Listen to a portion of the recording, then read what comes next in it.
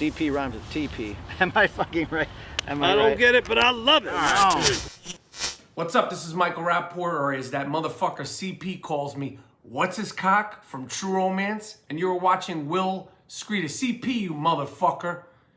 You know who the fuck I am from True Romance, you motherfucker. And what the fuck is a WILIscredia? Who the fuck knows what a WILIscredia is anyway?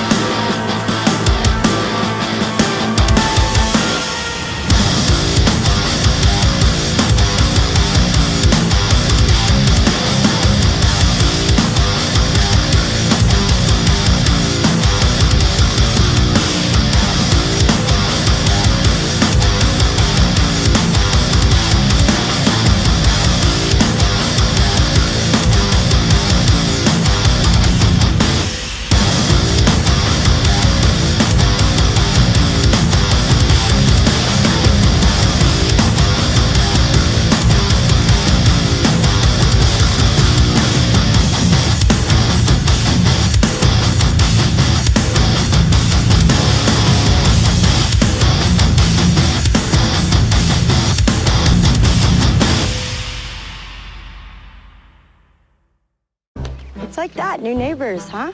And they're black. They're black. Really? I mean, where do they come from?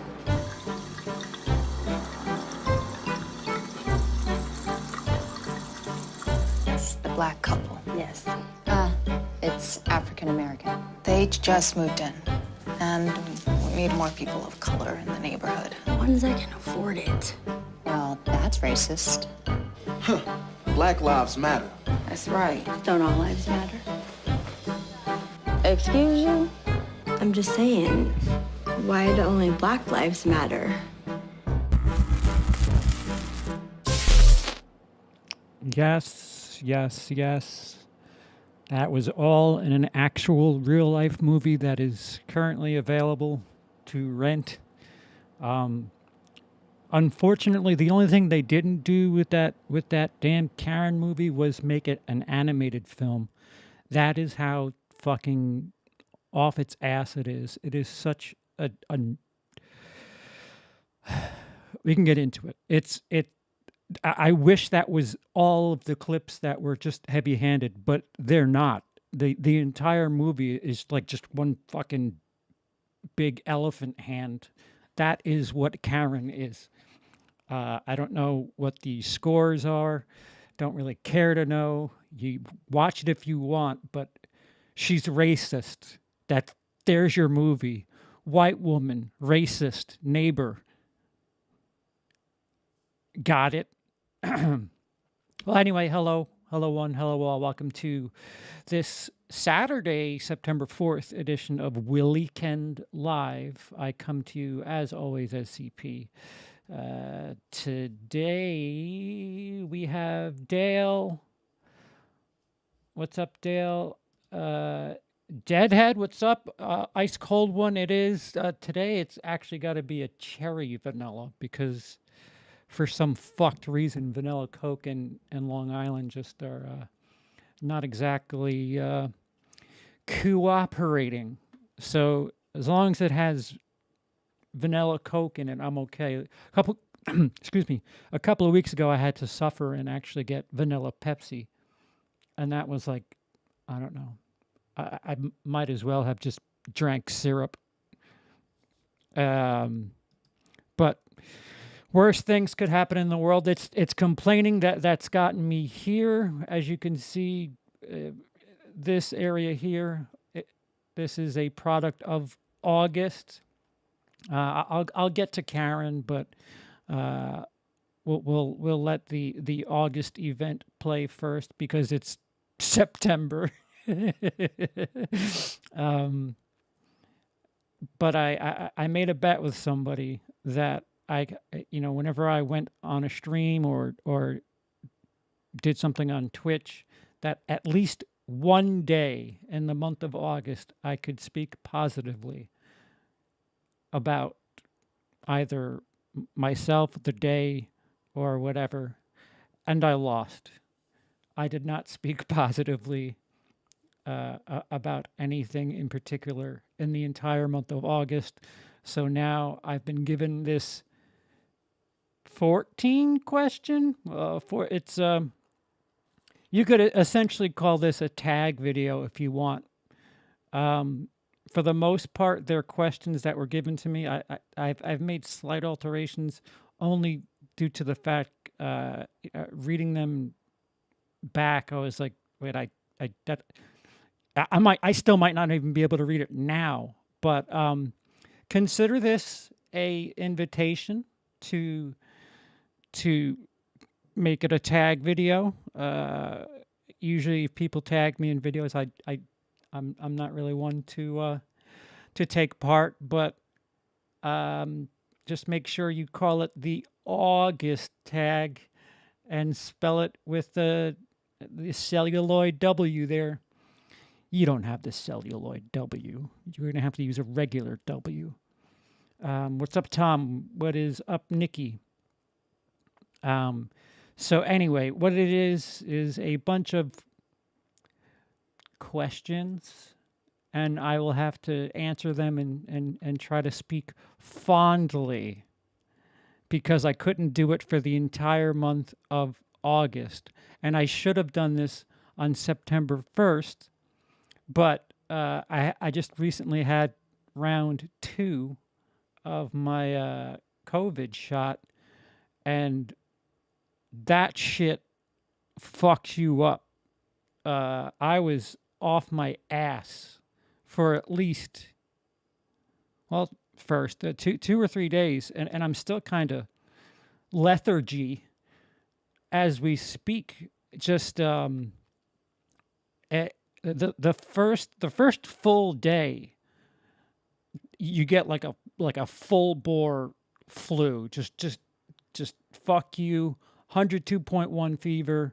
Eat shit. You're hot. You're cold. You're hungry. You're not. Get ready. No, you're not ready. Get excited. Cool off. That's what today's going to be. That's what day 1. That's what the first full day of after the second shot of. I don't know if they're all like that, but we had the Pfizer.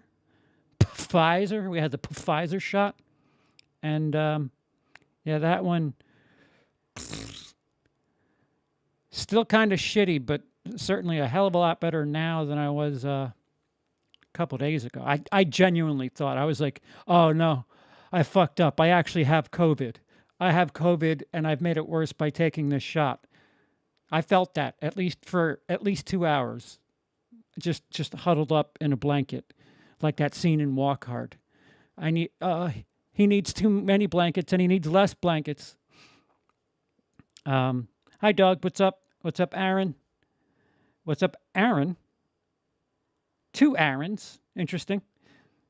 Thank you for the well wishes. And here I'm noticing that I'm sort of complaining, which is what's gotten me into this mess to begin with.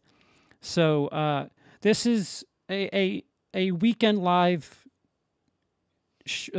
stream. So regular rules apply. It's kind of all bets are off. There's a little bit of formality to it, but I will try to do this tag portion isolated So please bear with me in the chat. What is up, Patrick? What is up, Will Smith? I got 2 shots of Pfizer, no side effects both times. Hope you're okay now. Yeah, getting there. Like I'm a little, like I said, a little out of it. I nap like I'm fucking 4, but the one thing I'll take is sleep because my sleep schedule sucks. So if it means me napping every 3 hours, and then so be it.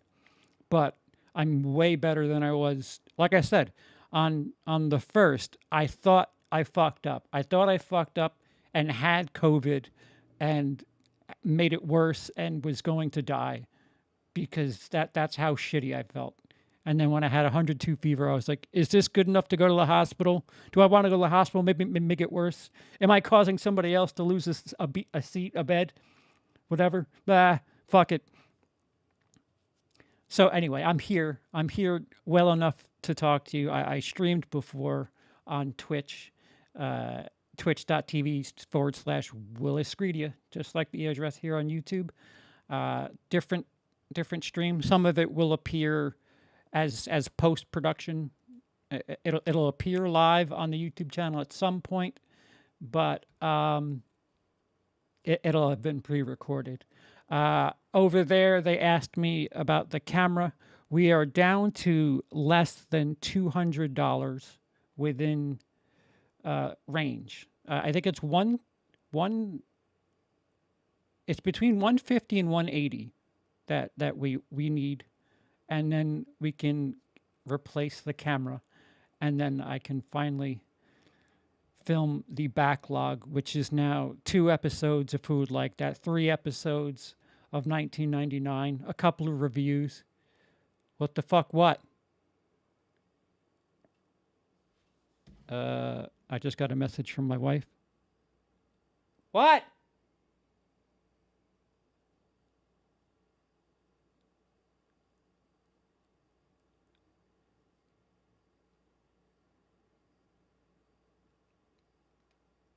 All right, so this is what my wife sends me, as if it's urgent. I don't know if you can see that. Oh, it's a... No. Well, anyway, it's some animated bikini girl, and her tits are doing this weird thing. And she sends me a message saying, "What the fuck?" Like I just set the house on fire.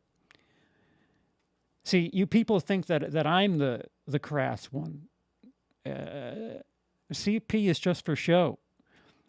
Fucking, you got to worry about the other one sending me fucking memes of tits doing some weird Jar Jar Binks shit. What's up, Sky? Long time no see. Hope you're all well. Couldn't even see it. Okay. Booty call stream's over. No. We're all set. She said, "What the fuck?" That was it. WTF. And I was like, uh-oh. What'd I do? Which part of the house did I leave broken?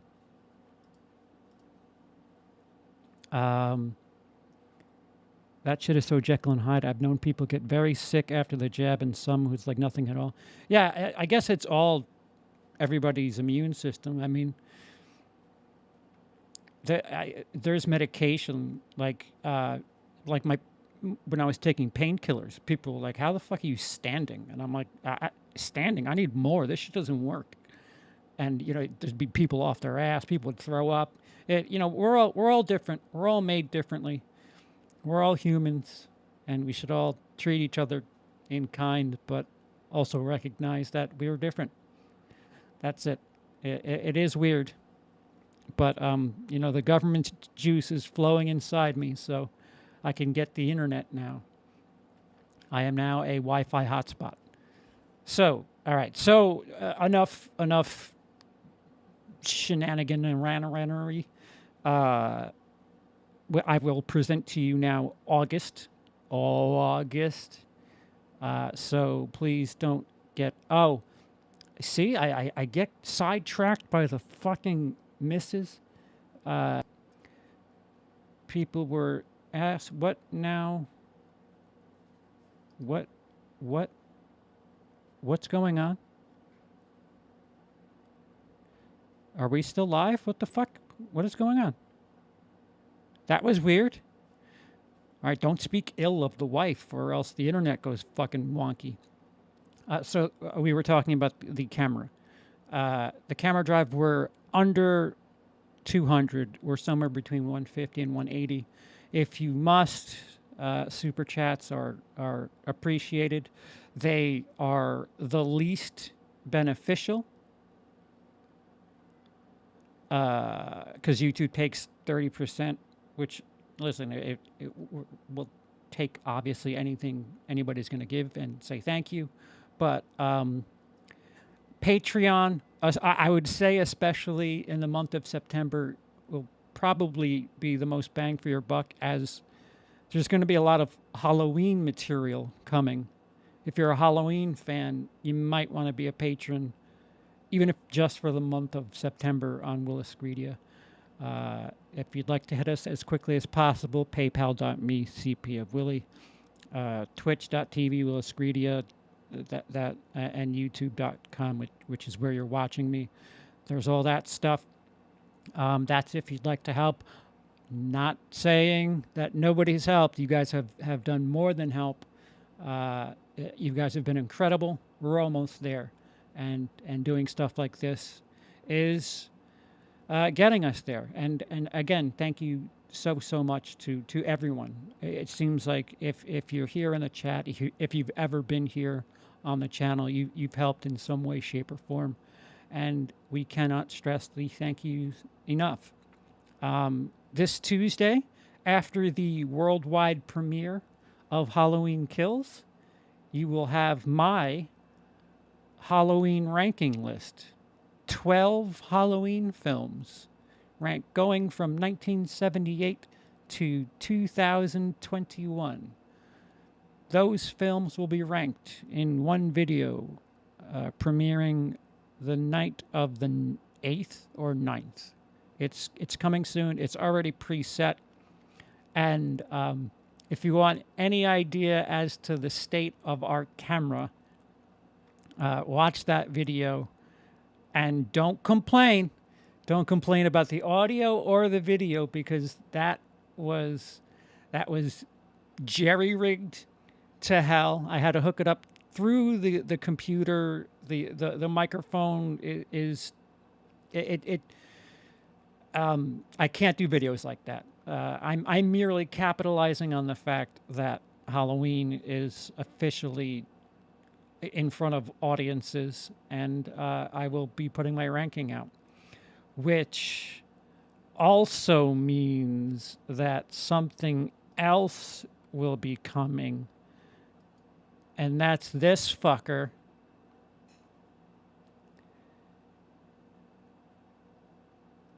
Yes, that is the thumbnail for my Halloween Kills movie review. When that comes, I don't know. I haven't filmed it yet. If I wanted to film it, I could. Well, you know. Tuesday, sometime after Tuesday, will be my Halloween Kills movie review. And I don't even think if somebody donated $200 now, I don't think we'd get the camera in time for that to ship it, get it, whatever. So I don't know how it's going to be presented, but I'd like to make it as sleek and produced as possible. But it's coming. Like I said, September is October for WILIscredia fans, especially on Patreon. You're getting slight little doses of what there is to come, reminders of just how long we've been waiting for this event. Fucking yes, Don. It will include Halloween 3, Season of the Witch. And Tim is wrong. Not very wrong, but he's wrong. Halloween 1978, Halloween 2, Halloween 3, Season of the Witch, Halloween 4, something something of Michael Myers, Halloween 5, more something of Michael Myers, Halloween 6. Holy shit, that was Paul Rudd, wasn't it? H2O, we're getting cute with letters now. Halloween Resurrection, 2007's Rob Zombie, motherfucking Halloween now, motherfucker, cocksucker. 2009's more motherfucking white ponies. I'm Rob Zombie. This feels like a dream. This is kind of like watching Halloween 2 from 1981, except you got a bad dose of something. Halloween 2018, and lastly but not leastly, 2021's Halloween Kills will all be ranked against one another. That's recorded, that is in the can. Again, slightly beneficial if you're a patron. What happened to Super Chat's Pete Callan? Pete's been around.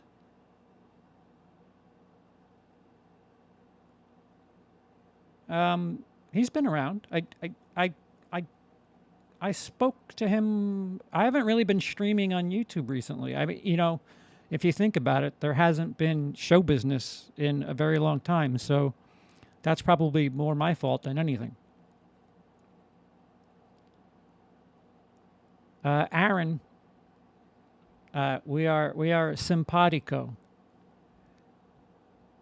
You just preemptively stole my number there.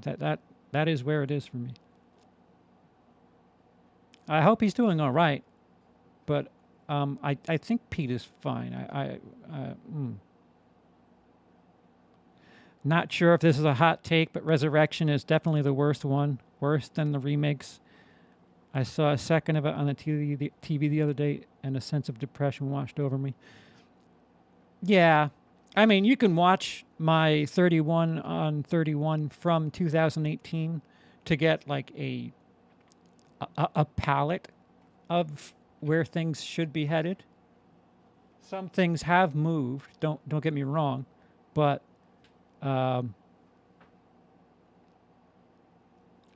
Jake's not wrong. All right, so here we go. Where I dropped the damn August. Here we are back. We're in August. Time for CP Charles, CP, WTF, to speak positively. Again, consider this a tag if you must. Just use the August and spell it with the W, damn it. So here we go. Number 1.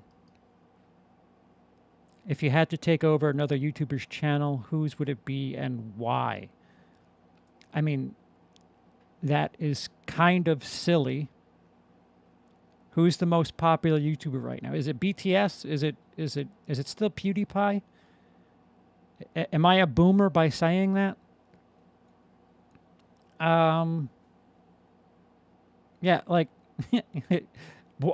whose would it be and why? To be financially secure? No, if I'm playing within my ballpark here, probably Cody's channel. I'm sure Cody would appreciate that. I feel like Cody's audience is pretty close to you guys, and vice versa. Because it's an audience that, I mean, you're taking over a channel. I mean, it's if I took over some makeup channel and started doing this shit, that audience would go away very fast. That, or they'd have me reported for murder or something. So you have to think about the audience that you're taking over. A lot of Cody's audience they're already familiar with me, so that's probably where I would go with that. Yeah, Cody Leach's channel would be overtaken by WILIscredia, and only in a fictional question would that happen. So there it is. Number 2, do you consider any YouTubers actual friends? That is a stupid question. Yes. Yes. Considering everybody I speak to, literally, if I speak to somebody when I'm not on YouTube, I've met them on YouTube. Yeah. Yeah, YouTubers are friends. I married somebody I met on YouTube. A friend, I consider YouTubers family. Again, the atrocious situation that we've been through these last way too long now. You guys have been like family. You guys have made sure that we've been all right. And that is more than I can say for blood relatives. And that's quite fucking depressing, if I do say so. So here we go. Yes, I consider... Wait, what was it? Any YouTubers' actual friends? Yes.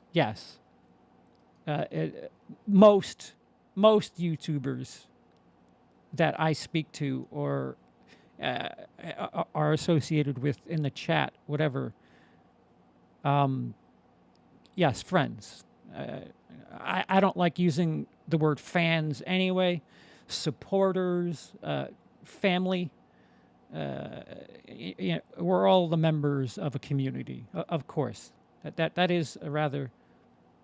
Oh wait, I can't speak poorly. God damn it. Very good question. Yes, I have a lot of people that I enjoy their company on YouTube, and because of YouTube. Thank you. Number 3.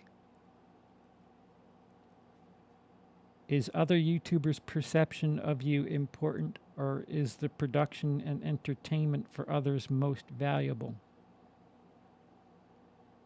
I think that was one of the ones that I went cross-eyed.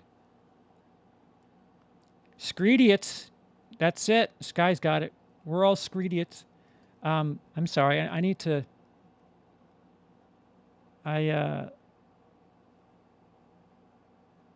Is other YouTubers' perception of you important, or is the production and entertainment for others most valuable? So is how a YouTuber perceives me more important than I'm entertaining them?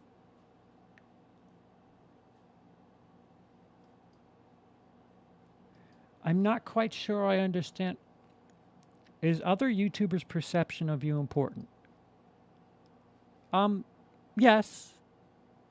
You'd like to be respected within your group, right? Yeah. I just don't want everybody stealing their fucking ideas from me. But yeah, sure. Now the second half, what was it? Or is the production and entertainment for others most valuable? Oh, well, I mean, I certainly am doing this to entertain. The production value is something I take a great set of pride into. And you're going to realize just how much of a shit I am on Tuesday and how depressed I am that I actually have to put something like that out there. But... I guess the question is my audience, is an audience of a random stranger or the perception of another YouTuber most important? That is how I'm rewording that. And that's a really good question, because it's almost like I had this kind of thing with stand-up comedy. I'd have bad nights doing stand-up, but there were times where I'd have a bad night, but the comics were laughing, and to me that was all that mattered. fuck the 200 people that paid that aren't having a good time. The person who does this every night and has basically heard everything is laughing. I'm all set.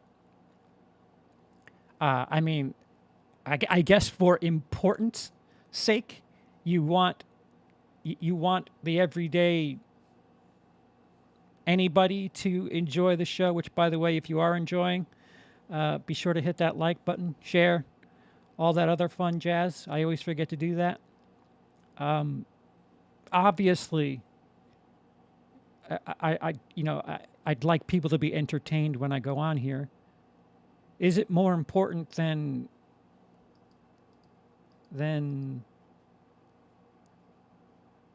other YouTubers' perception of me? Not exactly.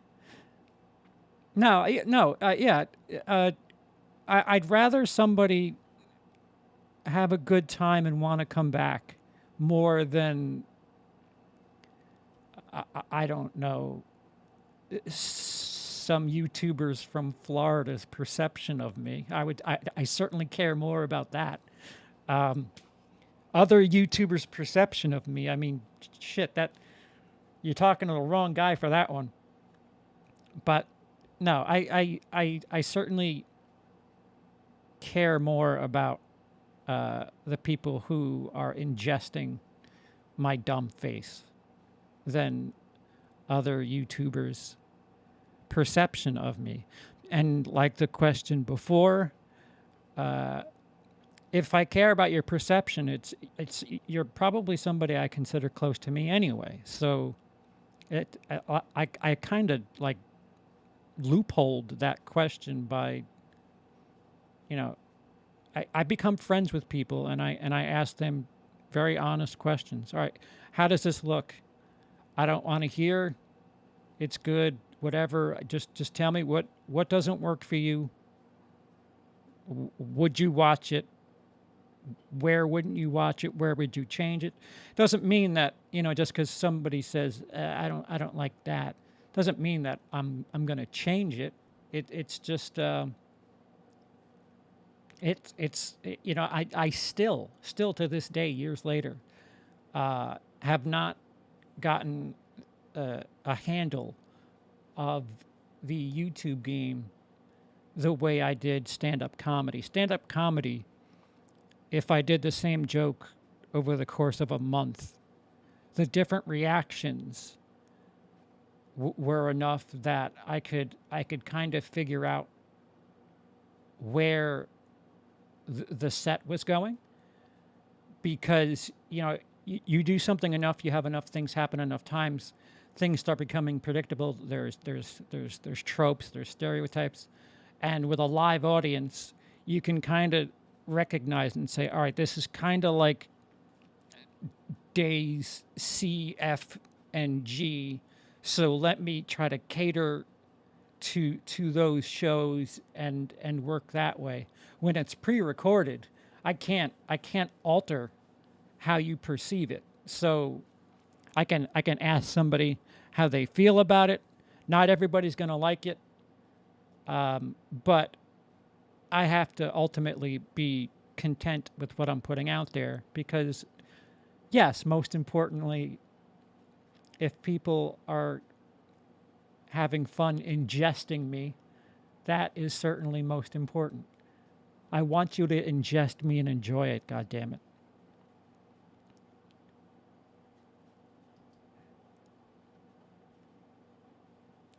Is there a YouTuber who motivates or inspires you? Hey, come back here. How would you want to inspire others? Okay, so is there a YouTuber who motivates or inspires me? Yes, there's a couple. That's not fair. I can't narrow it down to one. There's always a bunch. I like, I'm going to use the phrase turn me on, and I don't mean in the sense, want to fuck, but creatively speaking, I get turned on by a lot of people on YouTube and a lot of people that I hang out with the exception of the person I live with. Do I mean this? You know, when somebody's work ethic, when their production value, when something about their process gets me fired up to do something myself, I take note, and you know, I certainly get attracted, again, turned on by that person, and again, I mean it in the most innocent way possible. I'll start with one of the first persons that, like, on YouTube turned me on and made me think, yeah, you know what? I need to talk to this person and get myself in their creative circle, because we could probably do some cool things together. Luke of Razor Wire Reviews. When I saw his Ryan Chataway marathon, of which there's a bunch. I mean, these are epics. Most people will do that, and they'll just do a 24-hour movie marathon, and they'll talk about the movies. Luke of Razor Wire Reviews took that event and did like little skits and little events within the video itself, and the videos themselves are hours long. I actually watched flying from Denmark to America. I was actually able to take one of those in and not really have much time to spare. So it was a very, very nice time killer. And to know the other end, the editing end, the filming end, everything that it takes to put something in like that, for it to look like that, and for it to be something that makes sense, it really gets you going. And when I do the marathon, I haven't genuinely went to bat and produce a marathon video in a while. It's the style of Razor Wire Reviews that I get to. Cody Leach, again, I guess I could just rename this whole thing Cody Leach. That's a guy who busts his ass, who plays the game, yet still seems authentic. And I for some reason, I can't balance that. I don't know why. There's no way.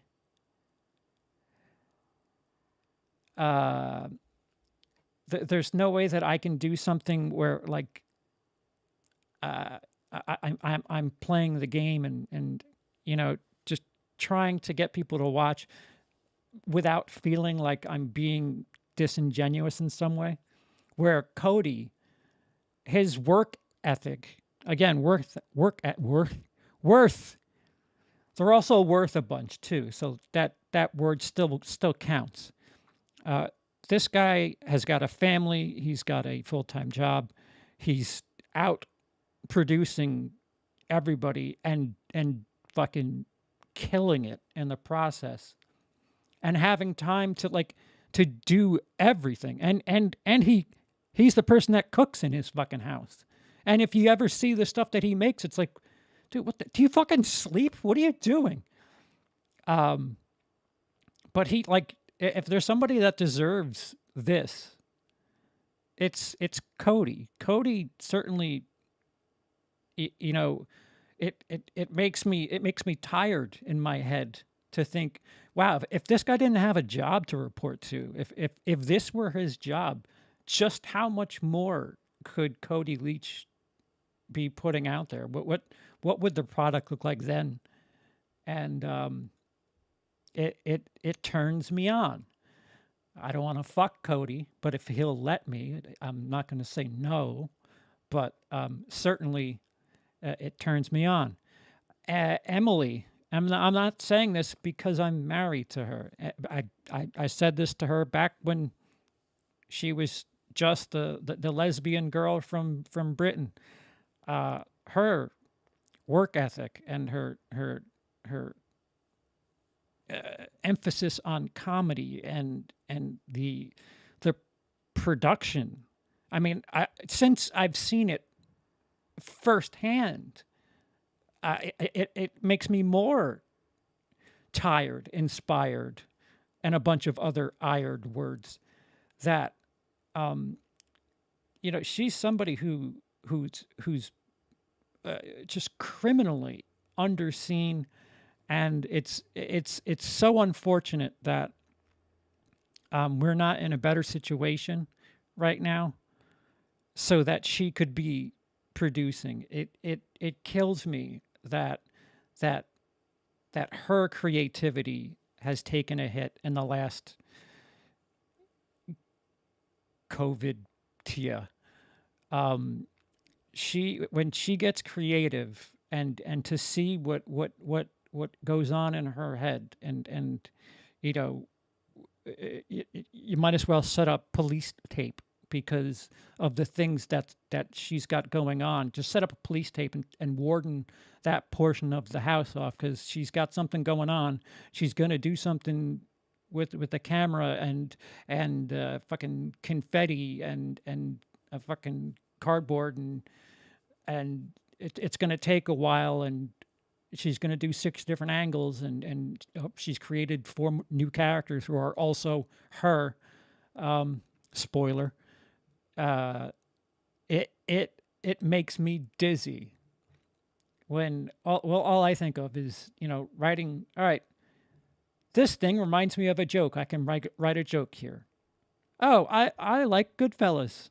I can make it funny and somehow film it. And I mean, shit. When I get creative in a YouTube sense, I'm like a R-rated fucking nostalgia critic. The way I want to like do shit, but like yeah, it's bound, but instead of 2 gay women, it's 2 Muppets. Ha ha. Like my creativity compared to the likes of Emily is just, or Cody, Luke, fuck, others. If I'm forgetting you, I'm blaming my brain disease. But what was it? Yeah, they yeah, motivates me and inspires me all at the same time. Motivates me, I would say, probably when they're greased, when those wheels are greased and they're really going. When Luke's at his best, it really makes me want to be better. Emily inspires me. No matter how good I want to be or think I can be, I can't put in the ethic that she can. Because I guess on the pre-pro side, on the pre-production side, I'm not thinking about the finished product so much as I am once everything's shot. I'm a bit more of a stickler in the edit. So if you bring me footage that you've shot and you're like, here, make this better, that's where I kind of get amped up and like, now's my chance, okay. And that's when I can kind of quote unquote work. And again, Cody just balancing everything and still just fucking killing it. That makes me, it just makes me angry that I exist and I can't even get anywhere near that. I don't have kids. I'm not reporting to a job right now. I'm not cooking. Shit, I'm losing weight. What the fuck? What's my excuse?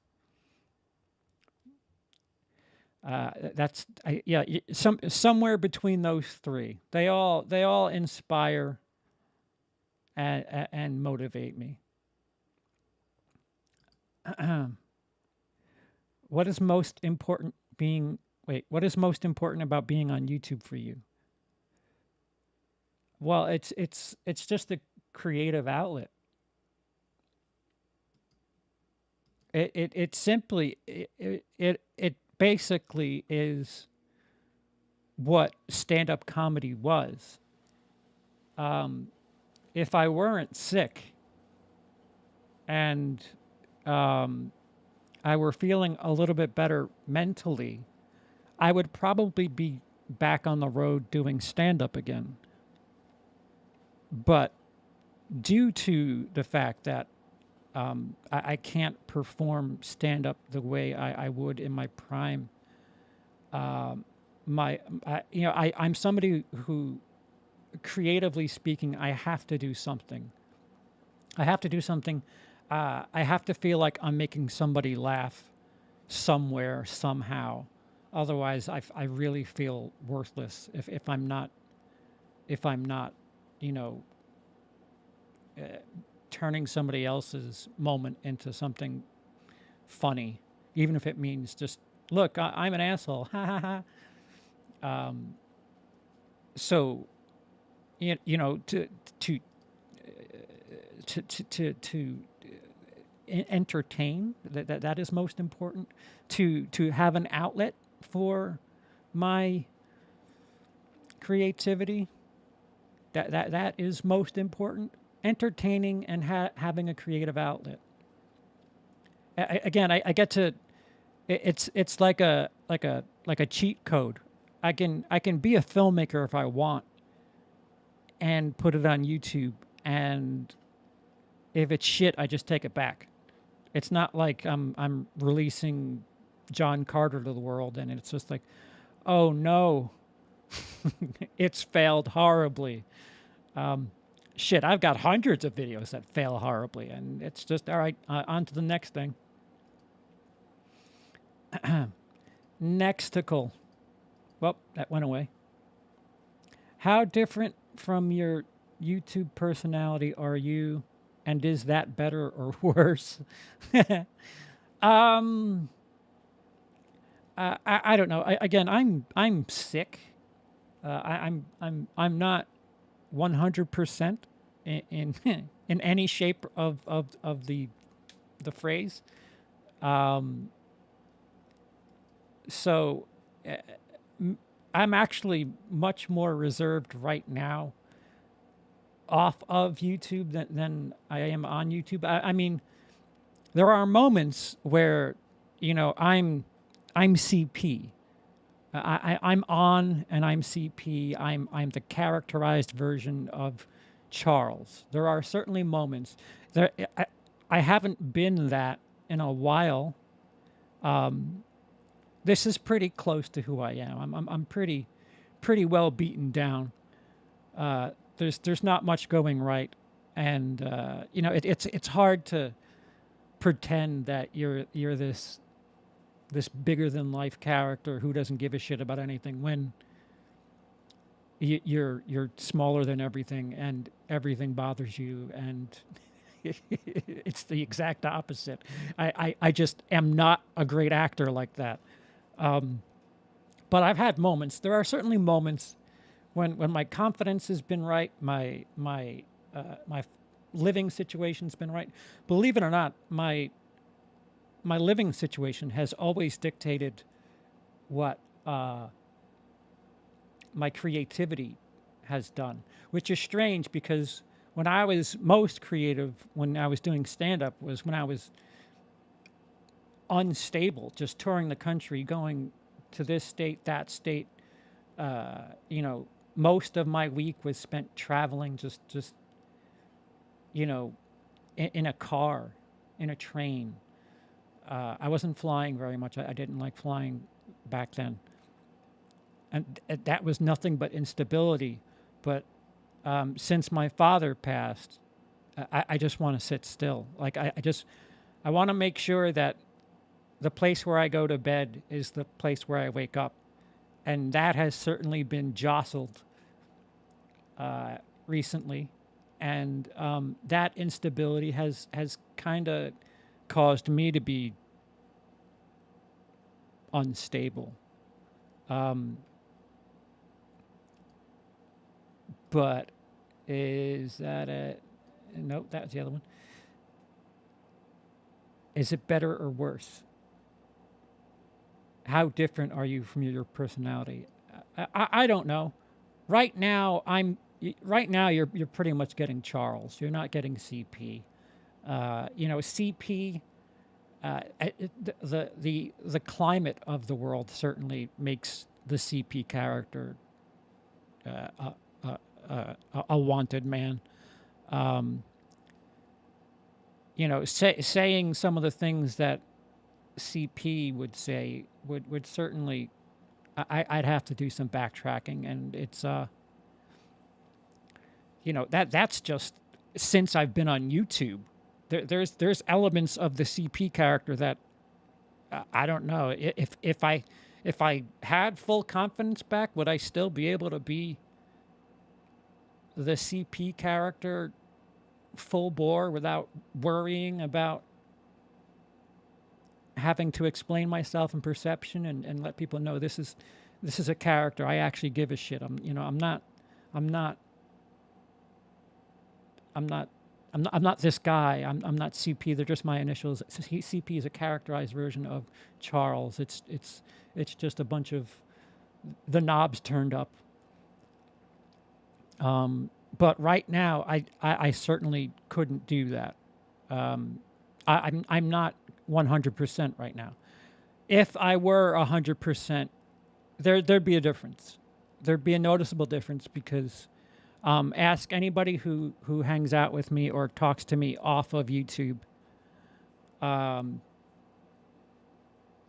funny thing is the amount of crass things that CP says and does. I could not be more vanilla. Like, if you watched a movie with me, without a camera on, I'd be bothered if there was nudity in it. I'd want equal opportunity nudity. That's coming from the guy who has a segment called Tits and Hits in a series. It's also a guy who watches shit like a Serbian film. At my best, there'd be a pretty wide difference. The closest thing, and not that I've done this character in a while, Sigmund is probably a very identifiable, different character than Charles.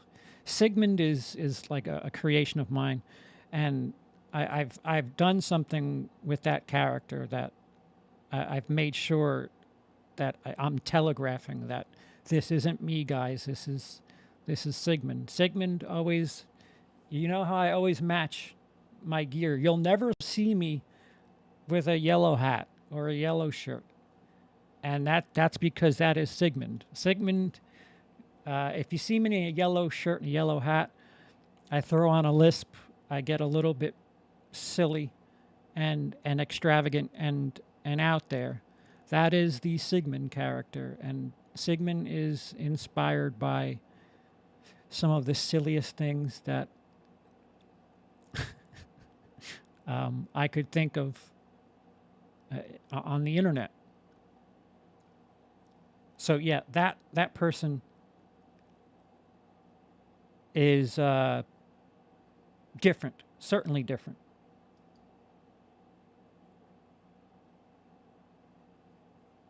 Is it better or worse? Well, I would hope I'm a better human being than whatever it is I'm presenting on YouTube. For fuck's sake, I hope it's better. I mean, I guess it could be worse. If you're expecting me to be this crass guy who talks about tits and all this other nonsense, and you come hang out with me, and I'm just reserved and just wanting to relax and be by myself. You're like, what the fuck? Well, where's CP? I want to party. I want to see some tits. I want to snort coke off some stripper's ass. I'd be like, dude, that's not me, man. I'm sorry. I'm sorry I let you down, but I'm worse than that in that instance. But yeah, I would hope better. Jesus. Name a YouTuber you feel has genuine talent. Do you get excited for their work? That's kind of the same question as before. Isn't it? Name a YouTuber you feel has genuine talent. Do you get excited for their work? Emily is somebody who I think is genuinely talented. Yes. Do I get excited for their work? I feel spoiled.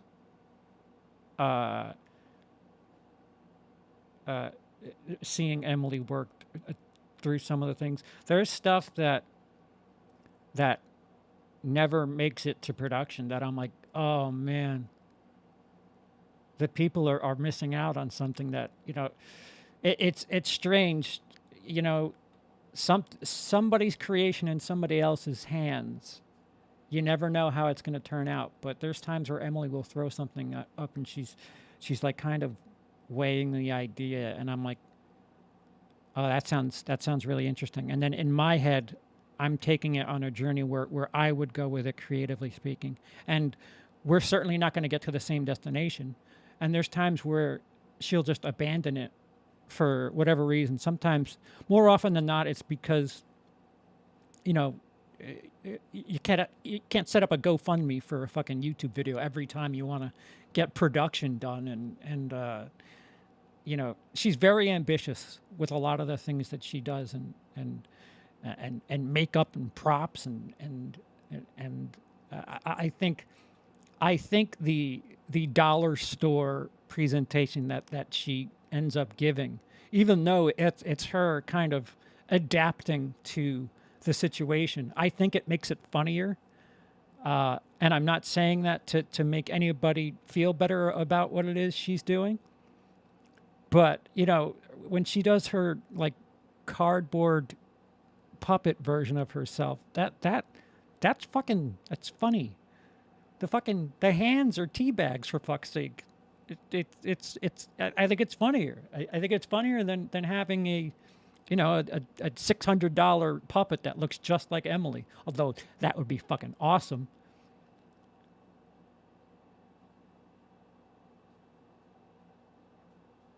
How CP is right now?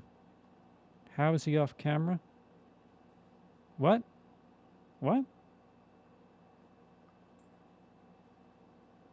Oh, okay, you were interpreting the question.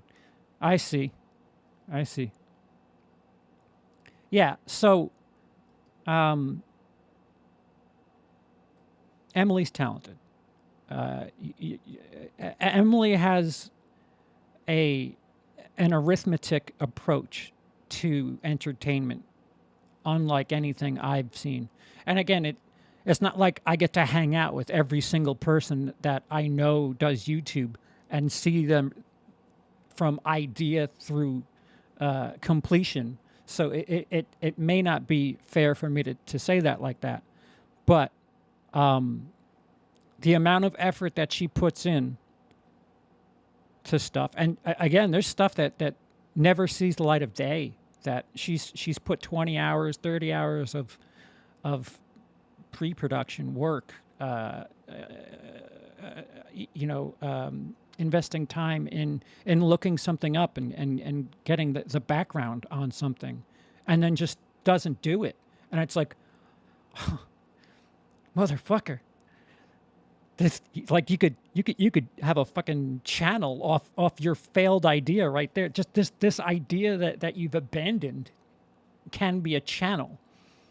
So yeah, considering what it is that she's got coming out of her head, and the worth ethic, it's something. It really is something.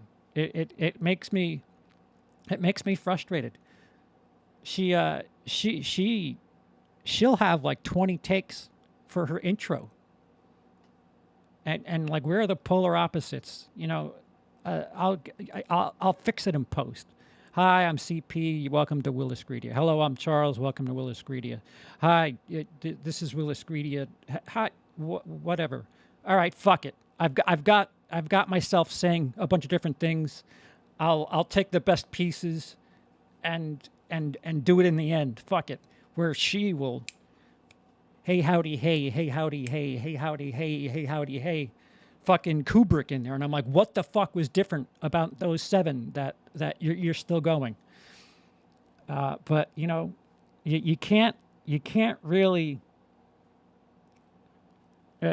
Creativity is it's exciting, and I really I hope I get better, because there's stuff. There's the American Psycho thing that we have. There's the Fargo thing that we were going to do that I hope we get to do soon, eventually. Again, those were all camera pending. But if you saw our True Romance thing, that was dollar store theater right there. But that was fun to do in a time where, you know, not much was chugging the train along. So yeah.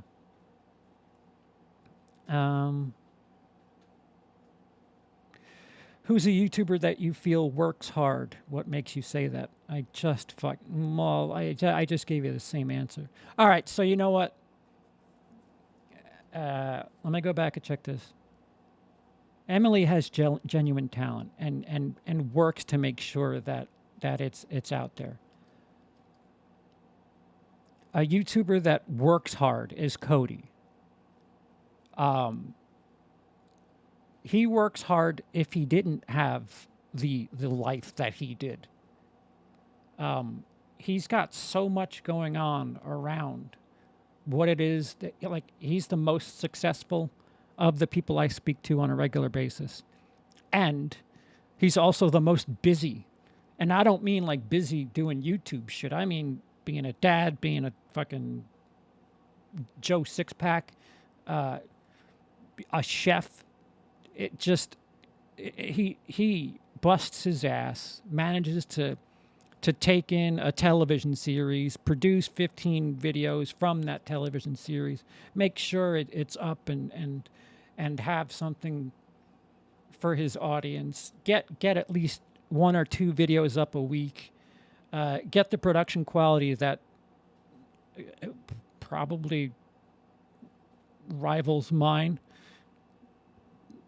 And I say that as somebody who takes time with editing, so it kind of frustrates me where there's things in editing that, like, I'll start doing stuff in January and it won't even be remotely done until like September. It's just an idea, and it's like, all right, let's put this on the side here, and you know, this is an idea and this is something that I'll have it put to the side. And rendering's a pain in the ass. If you've never edited, rendering can make or break you. And to think about what Cody puts into everything and how much he's putting out there, and then realizing, shit, he's got to render all that. Cody works extremely hard. And I already said what makes me say that. Who's the YouTuber that you feel has improved? How or where can you... Wait, what? Come back here. Who's a YouTuber you feel has improved? How or where can you tell? Huh. Improved.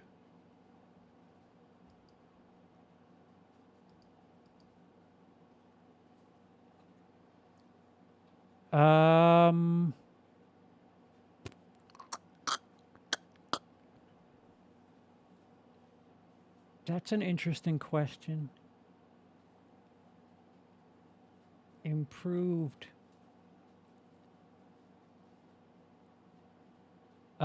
Dice rolling. When I first started talking to Dice, and not that it's accurate or anything, almost seemed like they were exclusively voiceover work only. And lately, again, another person who's got a fuck ton of work ethic, getting something new. I'm always seeing something scheduled at least once a week, if not once every 2 weeks or 3 times every 2 weeks. And now they're getting in front of the camera. Lighting is pretty on point. Production value is up there. Playing the YouTube game, doing the 10 things you didn't know. Is it hacky? Sure, but will it help get asses going? Yeah. And when I say hacky, it feels like a curse, but it's not. I'm do it. Get your foot in the door. I don't know why I can't do it. I tried doing it with the 10 things you didn't know about Jason Lives, and I don't know why I can't do it. There's just something in my body that anyway. There's a massive improvement if you were to watch Dice rolling from shit. Has it been like 5 years now? 5 years? 4 years? It's been a while. It's been a while. And again, from like mostly voiceover stuff to exclusively, high-end audio visual music, some generated images. There's production into the stuff that Dice is doing, and it's stuff that's entertaining. There's people that, there's stuff that I do that I know it looks good, but is it entertaining? Probably not. Informative, maybe not entertaining, but Dice is certainly getting there. This live stream is boring without Dice. I just said it. Dice. Yeah, I know you really want Dice here. They have their own lives, Who or what type of person does YouTube need more of? Do you think their audience reflects that? Yo, who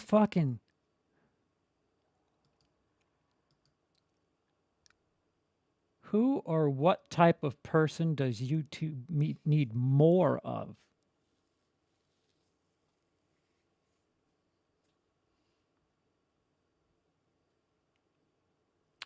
Fuego?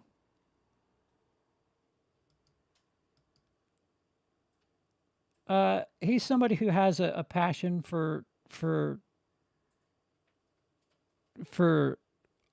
the arts, and you could tell, and he another one who puts some work ethic into things, and doesn't just watch a movie and tell you blah, here's how I feel. He looks into things. He finds things out about the production. He finds things out about the pre-production, the writer, the director, the whatever. Always seems ready to go, happy to be there for you. Does his audience reflect that? Yeah, considering he's not higher than I am in subscriber count, yeah. Oh, wait. Yeah, yes. His audience reflects that he needs more. The size of his audience reflects the fact that he needs more of it.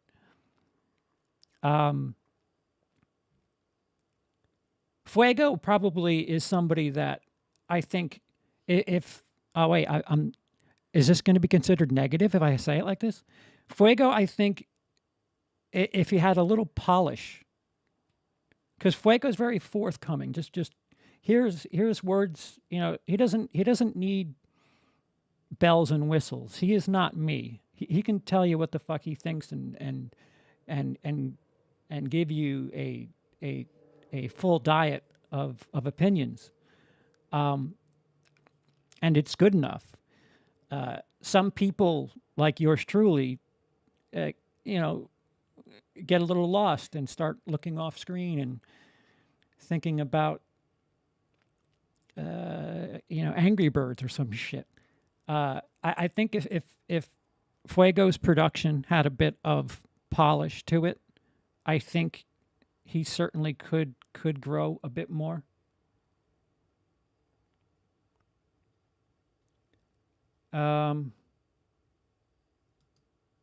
I don't think that's negative. His opinions are valid and worthy. Unfortunately, YouTube is a production platform, and you base it on the fact that there's how much? There's so many vlog streams where it's just somebody sitting on a bed talking to camera, just talking about bullshit. And they have millions of people watching them, and it's vapid fucking garbage. Just garbage. Ugh. You consider that, and then it's like, yeah, here's a guy who can tell you about 4 different movies. He's done the work, he's done the legwork, and he can tell you which of the 4 you would probably want to watch, save you a bunch of time looking shit up on the internet, and then you can take that extra 2 hours that you were going to waste looking into things, and I don't know, either go watch another movie or go out to dinner, go meet other people with lives unlike us YouTubers. And I think that's something that is severely undervalued on YouTube. Is when somebody's doing the right thing on YouTube, putting the right work in. You know, there is a service to it. On top of entertainment, on top of information, there's something to it. That has value to people, that saves people time in some instances. Some of us like trash. Well, you know, I haven't mentioned any blue tubers yet, so there's that.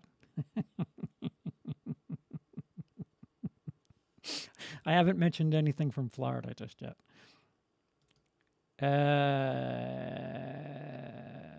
Yeah, so Fuego, a type of person like Fuego is what YouTube needs more of. Who is a YouTuber you would like to work with? Who is a YouTuber you would like to work with? Why should we be excited about that idea? A YouTuber I would like to work with? I mean, I'm gonna step out of my ballpark here for this one, because this is kind of like me dreaming.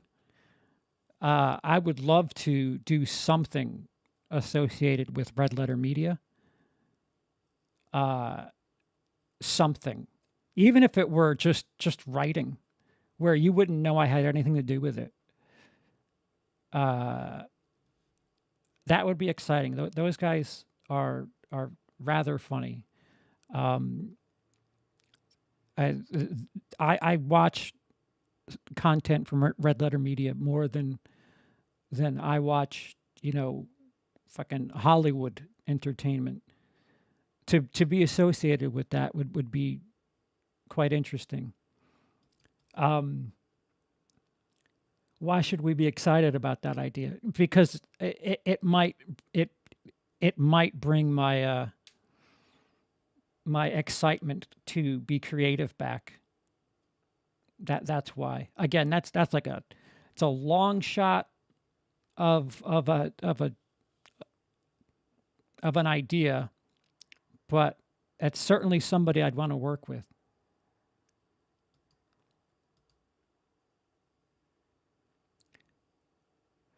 Who is a YouTuber who needs more attention? For what reason? A YouTuber who needs more attention.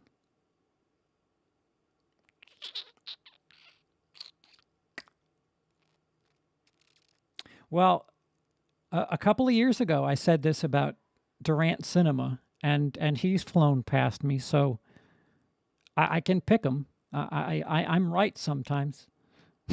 Once. Who needs more attention? I feel like everybody I talk to. I feel like, you know, if you know the circle that I roll with, if everybody that I were associated with were at the same level, YouTube would be a better place. YouTube would certainly be more fun, more entertaining, more authentic. Not that I'm going to get into it, even though I'm going to skate right past it.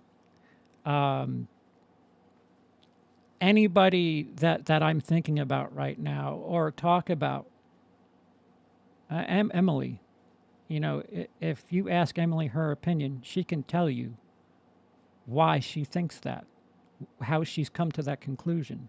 She doesn't use hyperbole. Luke doesn't use hyperbole. Cody doesn't use hyperbole. Brian is the exact opposite of hyperbole. He'll give you extra. He'll give you so much you're like, fuck, can you just give me 2 words? Just give me 2 words that mean what the fuck you're saying, Brian, please. If count Fuego in there. Lindsay, another person that both Lindsays, Mother Mayhem and My 2 Cents of Nonsense. They're both people that, you know, if we all were ingested by more people, it would be a hell of a lot easier. First of all, because the inside jokes would be fucking, they'd be memes, for fuck's sake. They'd be hashtags. They'd have, I don't know. It would just be easier. They wouldn't be inside jokes. They'd be a thing that you see on somebody's Instagram hashtag that has no idea who the fuck we are. But yeah, who needs more attention? Me. Am I allowed to say me?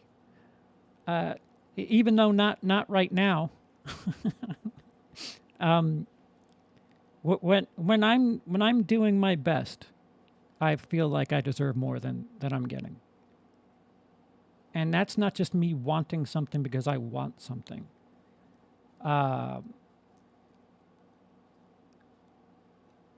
Emily. Let me change my answer. Emily needs more attention. Again, another person who isn't really working very much right now. Well, speaking of which, why don't we remind you of that? What is going on? Why does that freeze every single time? Are we okay? What keeps happening? Why does that keep happening every single time that window comes up? See, now I'm afraid. Once we get the camera, I gotta speak for myself at least. There's 6 or 7 high production value videos that are ready to be done. If you're a fan of the 1999 series, there's episodes that are just ready to be shot. I can tell you that. they're ready. I'm not going to shoot it like this. I refuse to do that. I really don't want to film the Halloween review like this, but there's no fucking chance that if it's October 15th and my camera's not fixed, I'm not going to let the rest of YouTube stroll around doing Halloween Kills reviews while I have waited 2 years to not at least have a little bit of a head start. Fuck. All right. If somebody was speaking fondly of a YouTuber, who would you like to... Wait, what?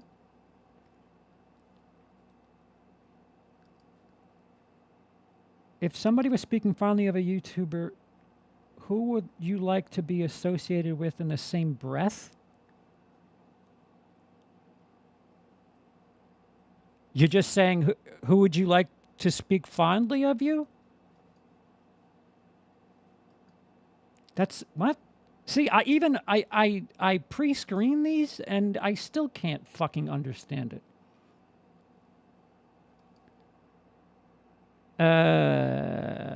Tim, what do you got for me on this one? If somebody was speaking fondly of a YouTuber, who would you like to be I made that too short, first of all, that little video. Who would you like to be associated with in the same breath? Well, it depends, I guess. Speaking fondly about somebody, for what reason?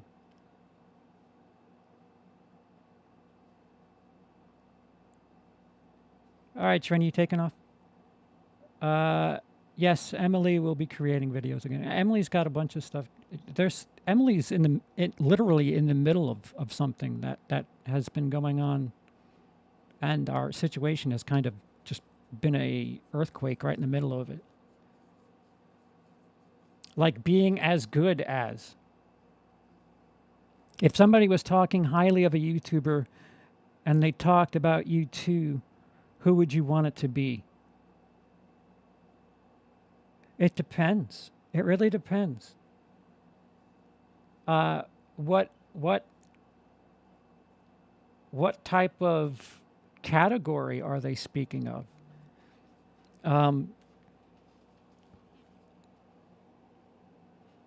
Because if it's editing, I'm trying to think who's an editor that I'd want to be mentioned with.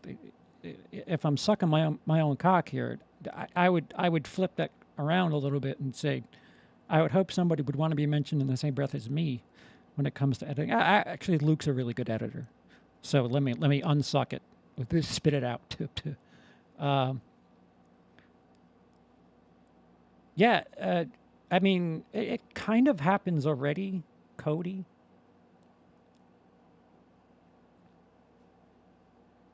I think they want you to speak fondly of another YouTuber. That's all I've been doing. What the fuck? Who would I want to be mentioned in the same breath with? Anybody I associate with. Again, I hang out with a lot of people that turn me on, and by the phrase "turn me on," I mean creatively speaking. I mean in an entertainment sense. Anybody that you've seen on this channel more than once, anybody that I get drawn to, anybody, you know, that I spend enough time with is somebody that has my attention, and I'm fine with being associated with. If I've severed ties with people, it's because I don't want to be associated. Like I've kind of, you kind of witness me do it. If I don't want to be associated with somebody, I don't associate with them. I feel like it's a waste of time. Why be phony? Why spend time with people you don't want to be with? You're doing nobody a favor. Nobody. except fans of a certain stream that only had like 10 episodes. Holy shit. The questions I still get about one stream from fucking 2017. Fuck. Let it go, guys.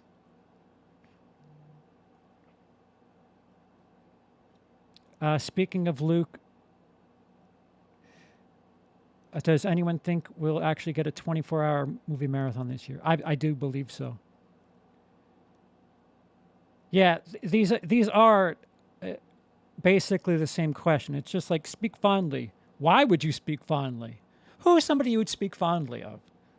And again, this is punishment. And if somebody takes this on as a tag, if you feel something's repetitive, you can go ahead and slice it. But you gotta use the August tag. This, where are you? Right here. I suffered so that you guys have to name it that. August. I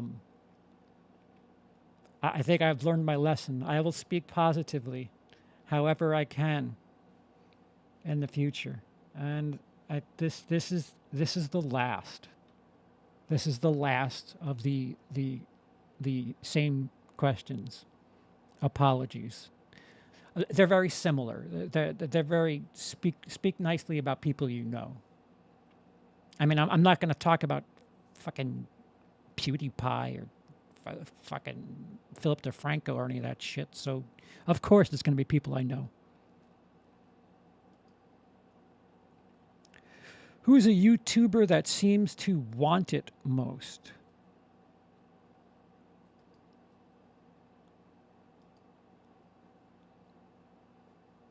How so do you think they've gotten it?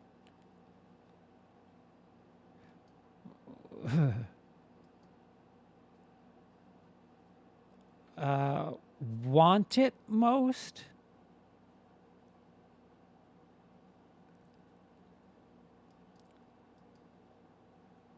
I don't like the quotes. What is it? Is it getting some ass? Oh, I'll give it to them. They'll really take it then. No, what, want it, their YouTube-ness? I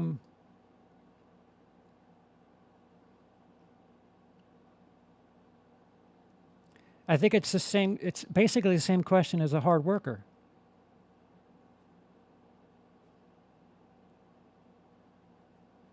I know this question. Tim, what is this question? Did you ask this question? Wait, no, you didn't ask this question. You weren't even a part of that thing. What? What? There's a joke going on in the chat, and I'm not even familiar with what the fuck's going on. Seems to want it most. I'm not going to repeat what it is you guys are referring to.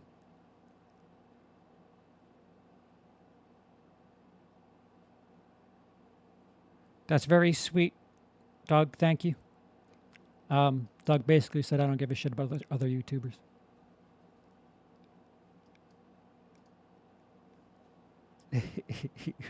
What? These questions are taking forever to order. It's all meat, beans, and cheese. Just fucking order already. Yeah.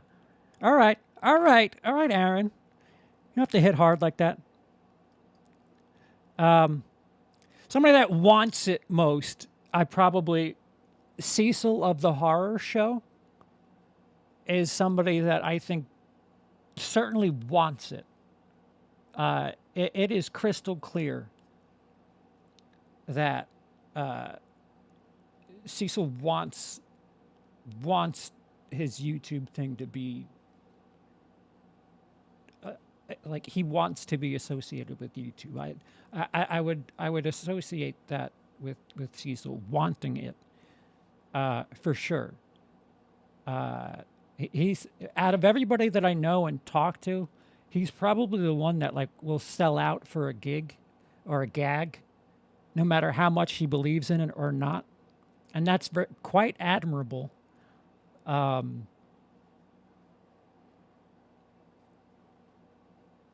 so? Well, yeah, I just said that.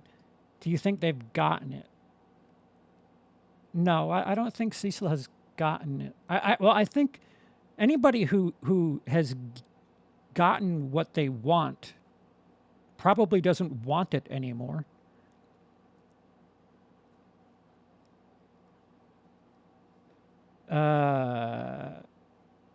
Oh boy, this is where I get mentioned. What, are you creeping the whole fucking time?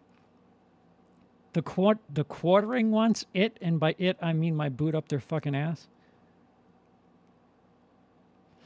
Sell out.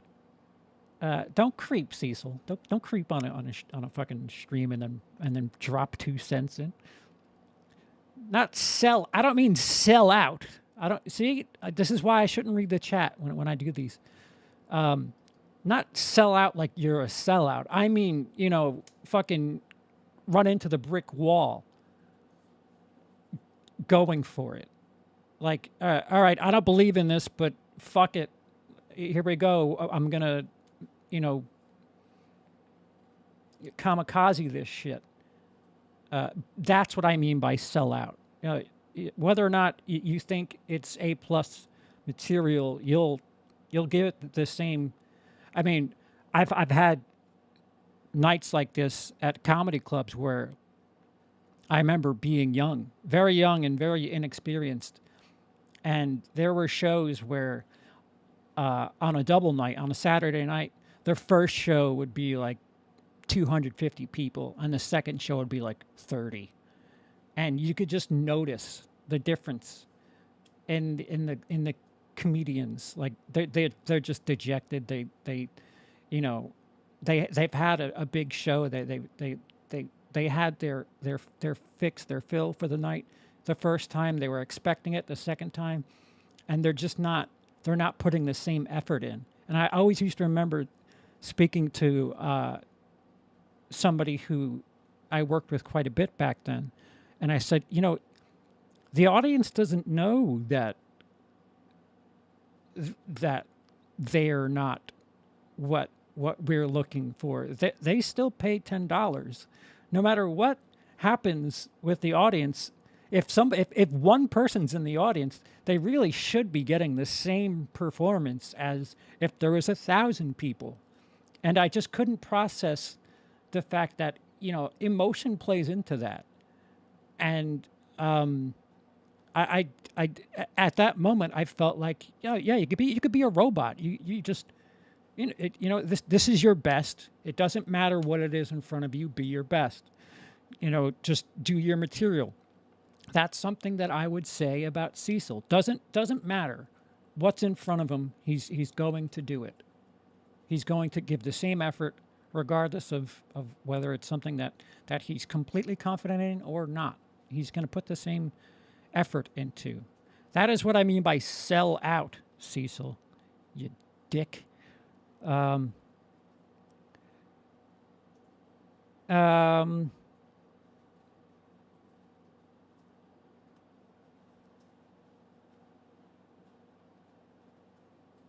What's going on, Tim?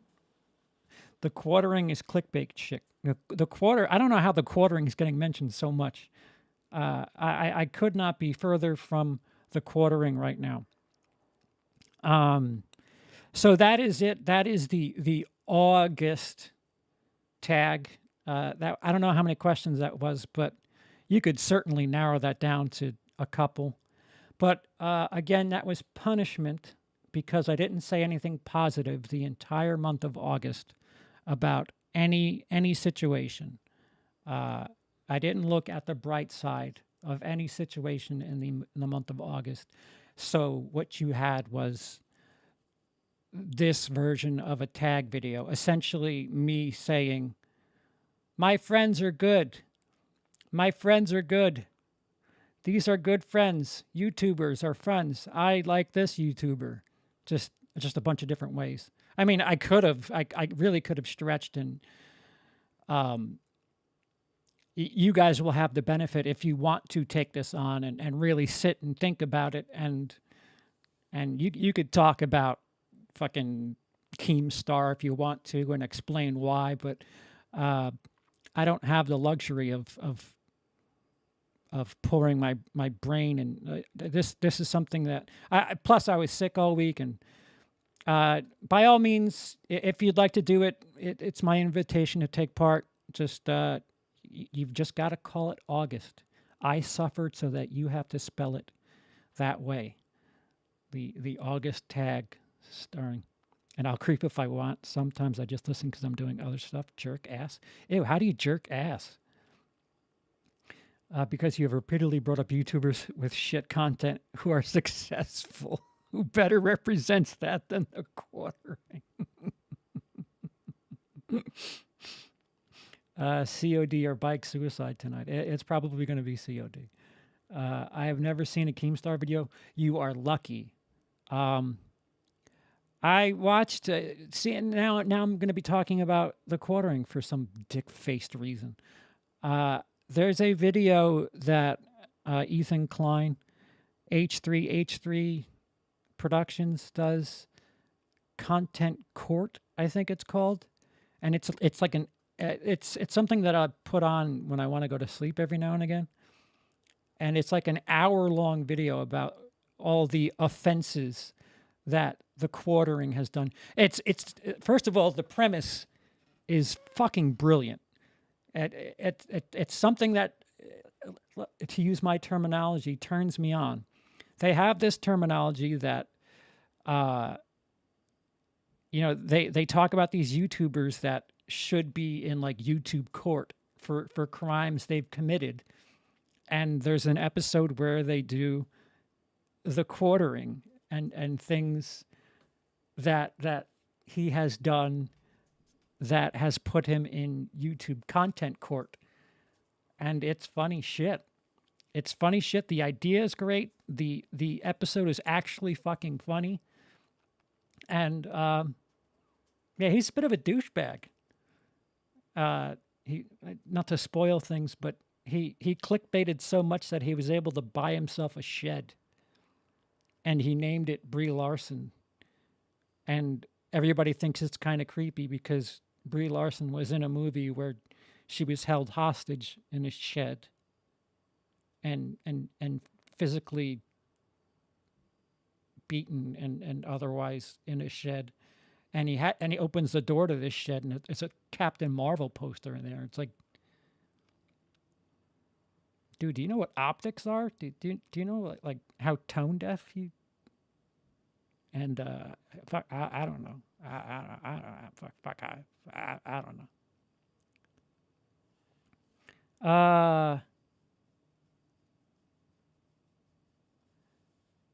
Bike suicide is so much more entertaining than COD. I can watch it forever. I'm gonna have to buy that shit. It's free, Jake. It's if you're on the Game Pass, it's free.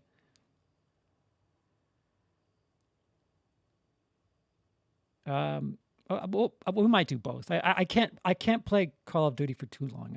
It gets a little repetitive, and if I start losing, I really start getting angry, and I can't.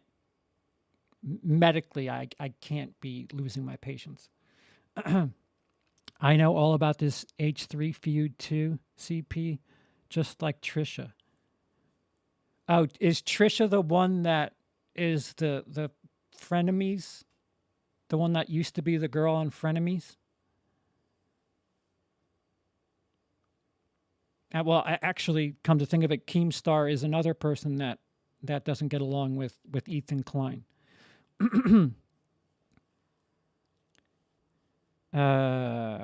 Quartering claims to hate cancel culture, but has been obsessively hating and actively trying to cancel Larson over shit she said 3 years ago. Yeah, no, we covered it. We covered him without mentioning him back in the times of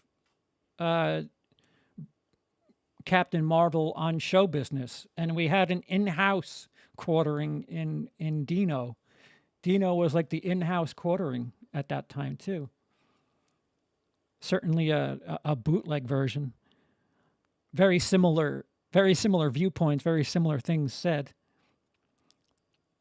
I respect that. New Beginning is pure 80s cheese, and it's great. I have a soft spot for New Blood. It's that last classic Friday movie, and I like the lead girl. That's cool. You guys are talking about New Beginning versus New Blood. There's one in the middle there that you're missing that is probably worth more than both of them combined.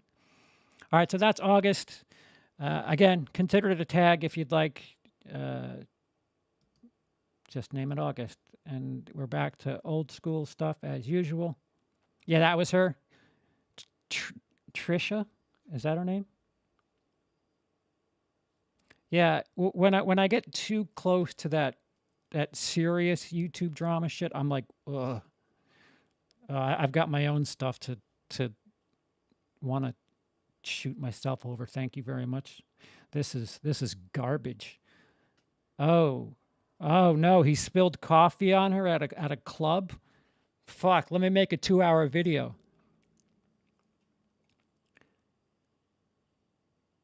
The quartering makes those of us who lean right look terrible, and he does not speak for me. He's just an idiot. Right. He's yeah. Actually, he's a bad show for, like, he's got all those cool antique video games and shit behind him, and there's stuff where it's like, man, I like that. I'm cool with that. That's a cool thing behind him. I played that thing.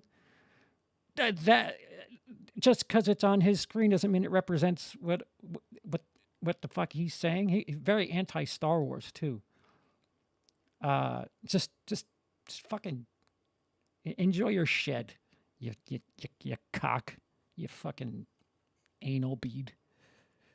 Keem and H3 hate each other. Keem says he's against cancel culture too. Then he get him suspended for a week. Jason Lives is better than both. You should do an updated version of 1,000 movies to watch before you die, with or without another channel. I'd love that. Yeah, Jace of Movie Man Jace. Is that a shit? Jace? I'm sorry, Jace. I don't know if your channel is just Jace. Movie Man Jace? Jace? Fuck, I need a breather. Don't sleep on that. I've wanted that to be perfect for so many different ways. If I had my way, Patrick, I would have Luke on that show, because Luke does for those of you who don't know, Luke does this series, 1001 Movies You Must See Before You Die. And he has over 200 episodes where he does these reviews of these movies that are listed in the book, 1001 Movies You Must See Before You Die. And I was like, well, yeah, let's make a stream of it. We'll talk about a certain category, director, whatever, and just whatever. And, sometimes we were a bit prepared and sometimes we certainly weren't. And some episodes are better than others. Some ideas certainly feel better than others. It's not dead. It's certainly not dead. I just don't know what and or where, when, how. But it'll be somewhere again.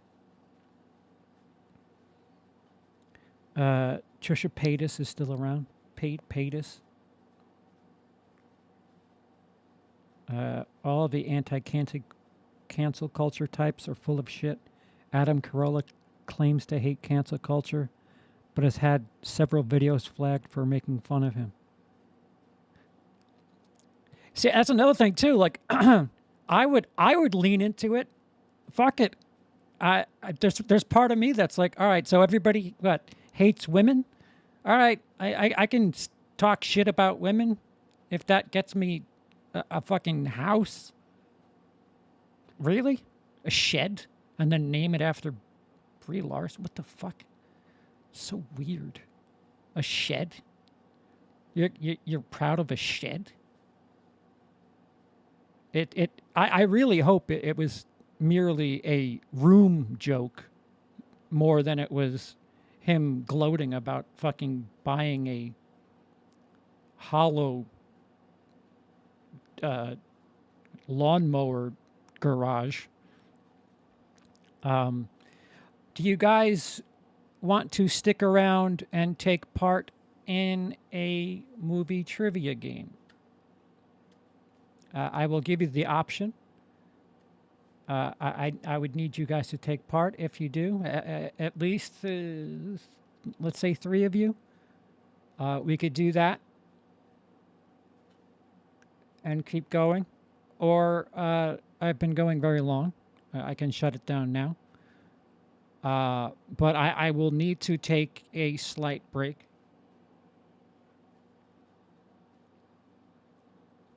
The heat on Bill Burr from a couple of months ago pissed me off. And it did to me too. That's why I made a video about it.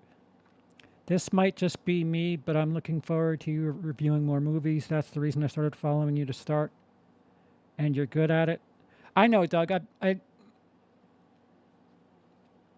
I'm almost there.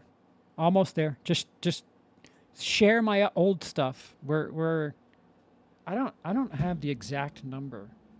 I think it's 100. Aaron, thank you. All right, so it's less than that. It's under 150 at this point. Thank you, Aaron. So just another $150 more, and then I'll be able to pay for the camera, and then for at least there'll be a 1 or 2 week period where after I get the camera, I'll be busy filming and editing and whatever. But then after that, there should be some period of floodgates where I'll actually have the most content I've had in a very long time, all in short succession. But Patreon will probably have access to that as it's done and not in a scheduled fashion. But we're almost there. We're just a little bit longer. Even if I were to never stream again, if I were to never whatever, 2 more months at without any sort of additional income, we'll have the camera situation fixed. So, by Christmas, I'll have you guys a nice Christmas present of produced content, me in front of a camera.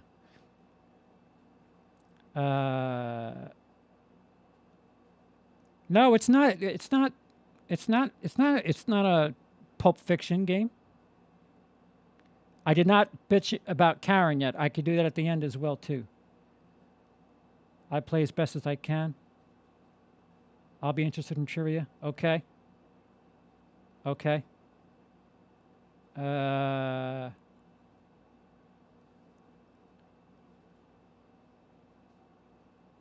Yeah. See, Patrick knows what's up. Okay, so I need a slight break. What I'm going to do is I'm not going to shut this off. I'm just going to put the pause screen up. So if you guys want to join me in getting a beverage, using the facilities, all of the above, then I'm going to take a slight break to recycle fluids, and I haven't taken my medication yet today, so there's that. So we'll call it about 5 minutes, and then we'll come back. I have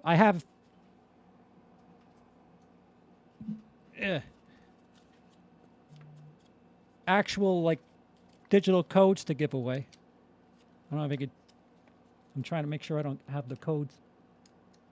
Some of them are in 4K, so we have prizes. So movie night may be on me. There's a lot of different choices. Nothing brand new. Sorry, but we'll have prizes.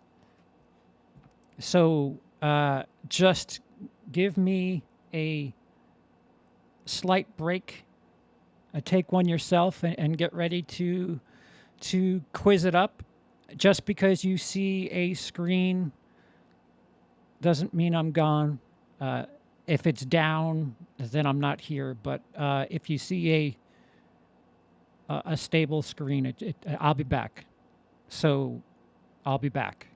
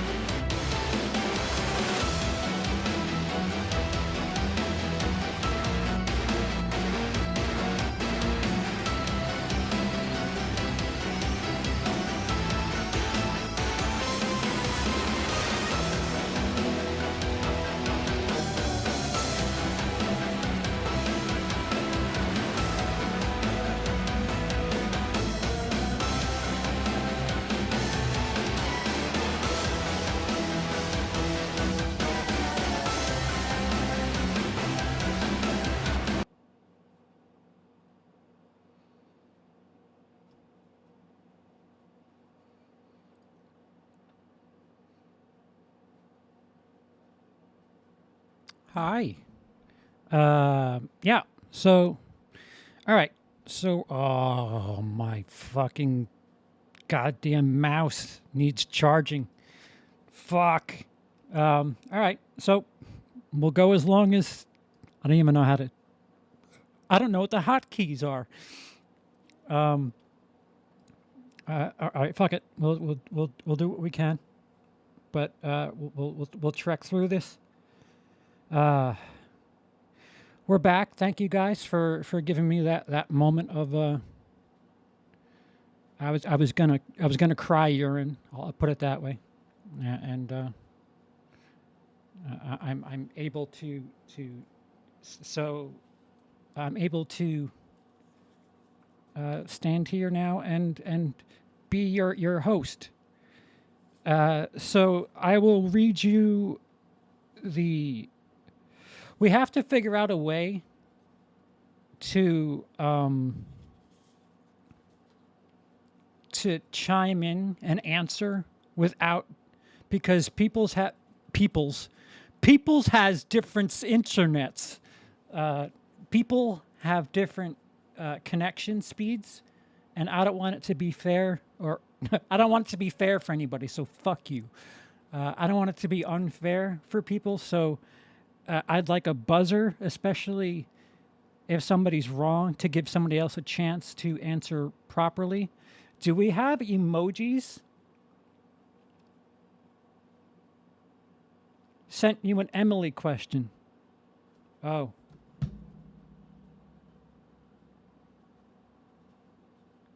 Can becoming a YouTube patron instead of going through YouTube send you the money directly? Oh, oops.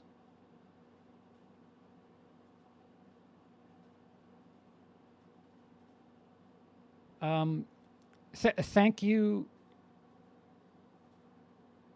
Is it kittens leave? Kittens left? Fuck. Doug, I'll answer that.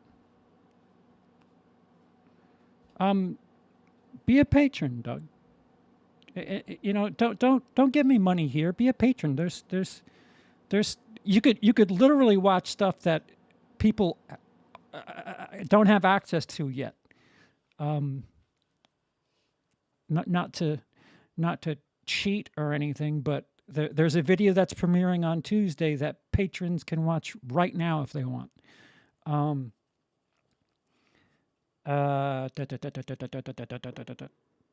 Oh, so do we have access to emojis? Does everybody have access to I don't know, like a smiley face or a heart or something to be like a buzzer? Do you know what I'm saying? Like I say, who's the worst YouTuber? Buzz in now. And you guys would buzz in with what about a hashtag? One of these guys?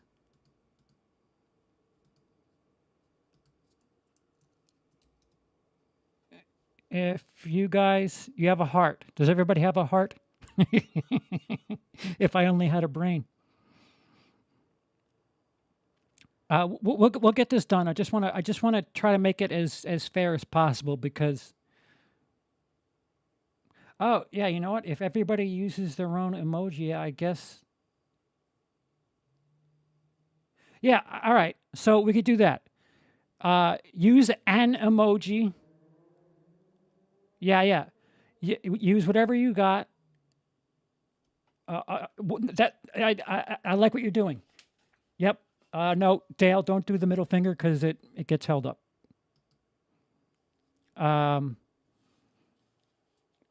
That's good. And it also makes it a little bit more personalized. This way, I will check on Doug. Okay. So, Nikki, go back to the YouTube logo.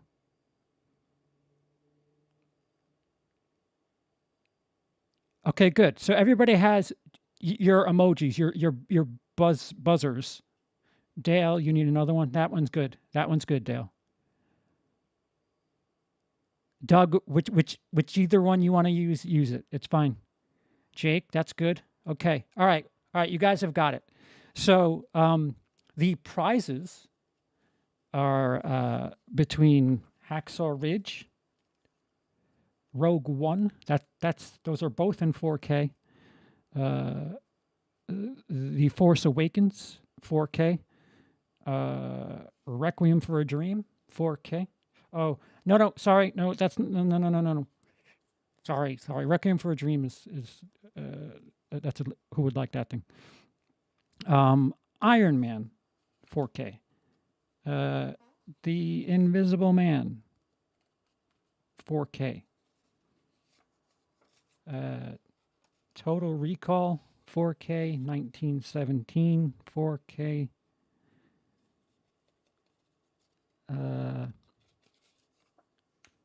Uncut Gems, that's just a regular. The Gentleman, the 4K. And Terminator Dark Fate in 4K. So those are the digital codes up for, not all of them, mind you, but those are your choices should you win the trivia. All right, so we're all set. So if you know the answer, buzz in with your emoji, and then wait until I call on you to give your answer. And is Tim not playing? Did Tim bail? Tim, it's not Pulp Fiction. You're fair to play. It's not strictly Pulp Fiction. Otherwise, if it was Pulp Fiction, Tim would not be able to play. Tim is not allowed anywhere near a Pulp Fiction trivia game.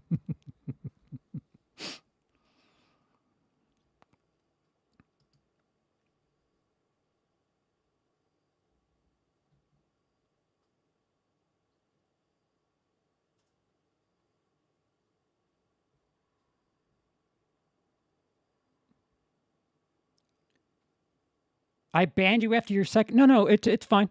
Do you want to keep score? Do you want to play or do you want to keep score?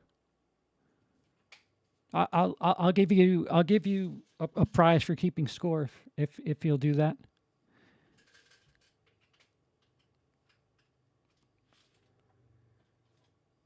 Not playing. I'm watching. Do you mind keeping score?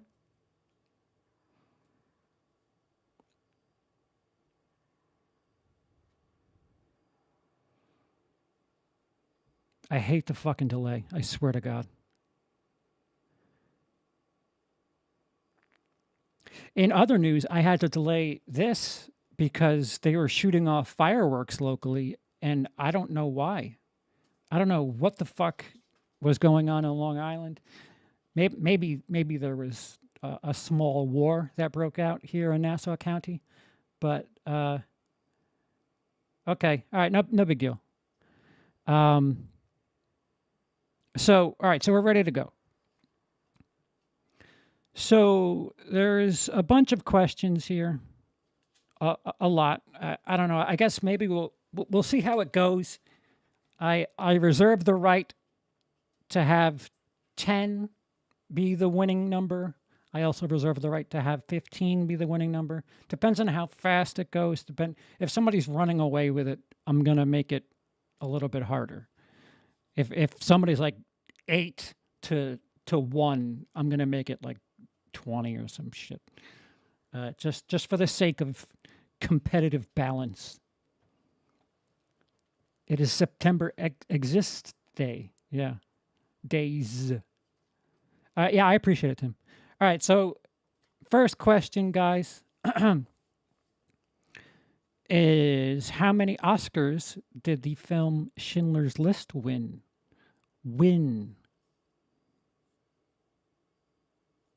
Oh, Labor Day. Yeah, that makes sense. Win. Schindler's List. Win. Oscars. How many Okay, Patrick.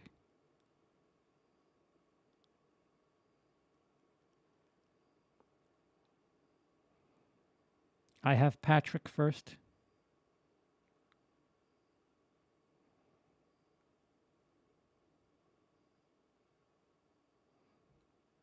When I say I have you, you can give me your answer.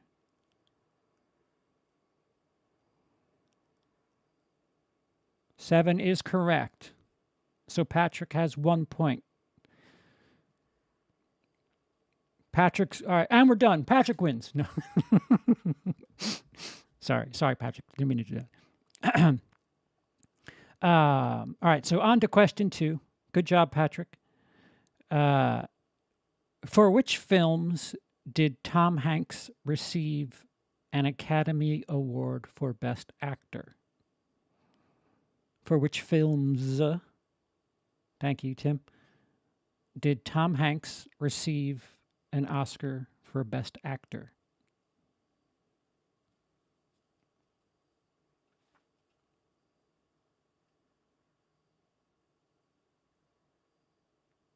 I'll give you, Nikki, with the quickness. I have Nikki.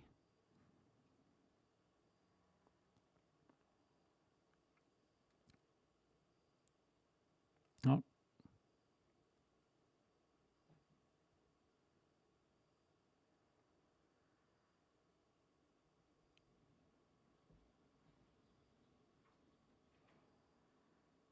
Man, this delay sucks. I got to make it so much tighter than that.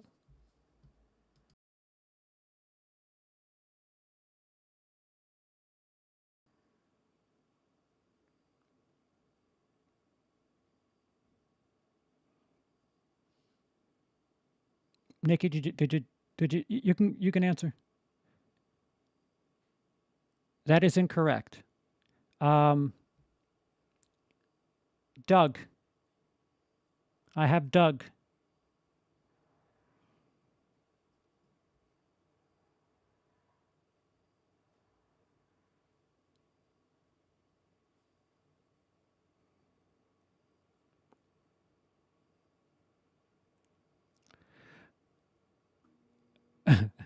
Actually, to avoid confusion,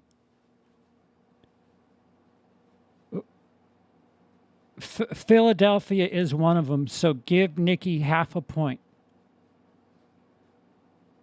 I don't want people thinking that that is wrong. Philadelphia is right, so Nikki gets half a point, and Doug has the other half of a point. We'll give Doug the full point. So Doug 1, Patrick 1, Nikki half. That is correct, Doug. And they were back to back. Imagine winning Oscars back to back and then just go in 30 years and say, fuck it, never again.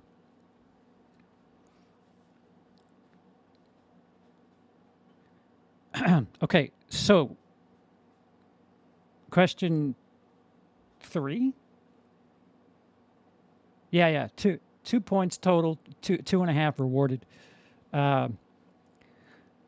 What popular Disney character makes an appearance as a stuffed animal in the film Frozen? Thank you, Tim.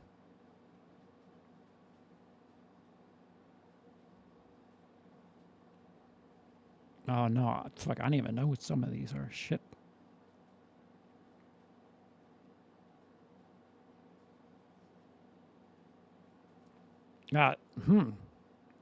I'd be upset.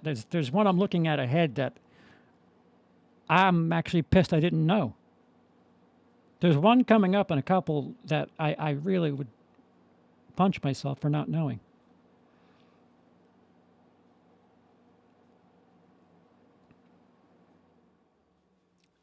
Patrick. I have Patrick.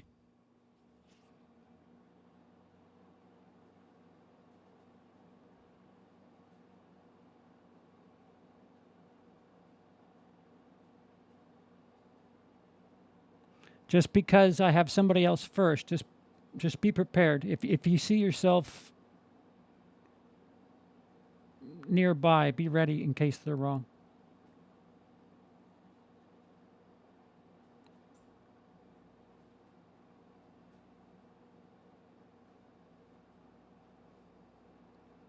I don't know what character my son watches this on repeat is, but that's wrong. No, it is right. Mickey Mouse is correct. Another point for Patrick. We don't need the extra bullshit in the beginning. Thank you very much. This isn't fucking Jeopardy. Oh no, wait, what? I think that's Wheel of Fortune where they tell you a story before they fucking do something. Fuck, I don't know.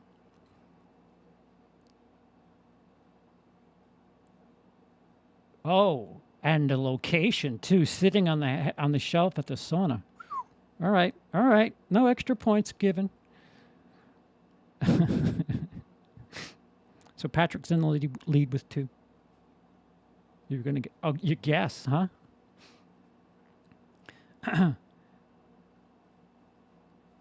All right, we're sticking with Disney.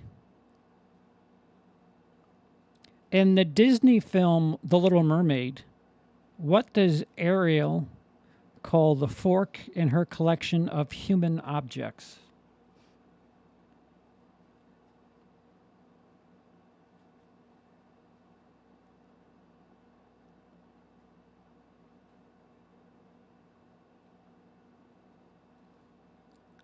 Ariel.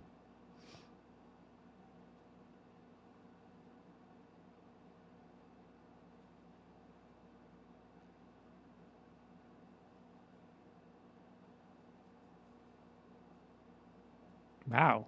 Oh, Patrick's got a kid. It's like cheating. I be prepared, everybody else, but I have Patrick.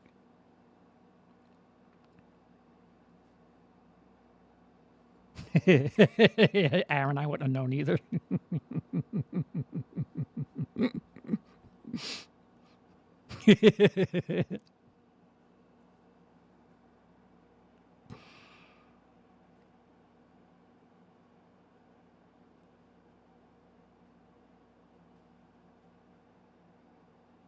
That is wrong.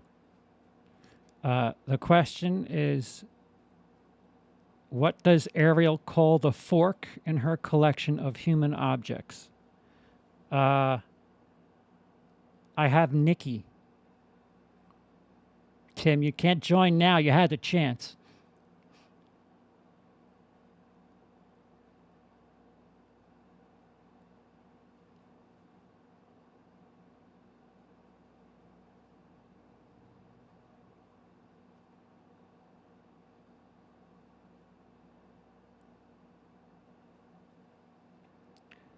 Nikki, you're ready to go if that is correct. It is called a dingle hopper. Oh, so it suddenly got tight. So what's that? That's Patrick with 2, Nikki with 1.5, and Doug with 1, if I'm not mistaken. Yes. Okay. I didn't say I was joining. I know, just relax. Technically, we're staying Disney here. We all know the right answer is the pleasure fork. My answers are showing up very slowly. That's why I try to give people an opportunity, because I've been on the other side where when I was in Denmark and I tried doing stuff like this, I what I thought was fast, I would see it come up first on mine, and it wouldn't come up first for whoever was holding the stream. So it was kind of confusing. So just to let you guys know, you might see your stuff first, but I'm going by what I see. That doesn't mean that everybody's has the same speed. Okay. You could do 0.5 for a half, Tim. So technically, sticking with Disney, technically, who was the only non-Jedi in the original Star Wars trilogy to use a lightsaber?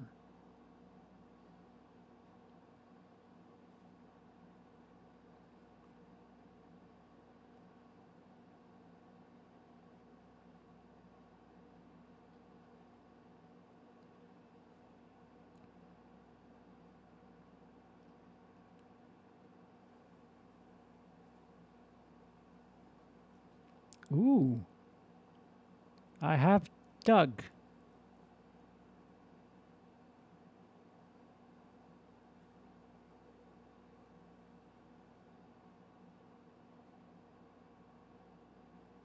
If there was a bronze prize, Jake, you would. I think you've been third every single time. You may not be third as far as you're concerned, but you're coming with third for me every time. Doug, whenever you're ready, I have you.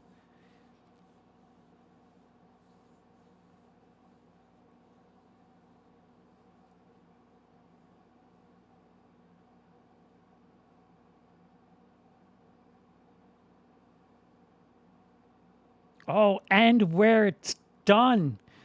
Yes, Han Solo on Hoth. That is correct.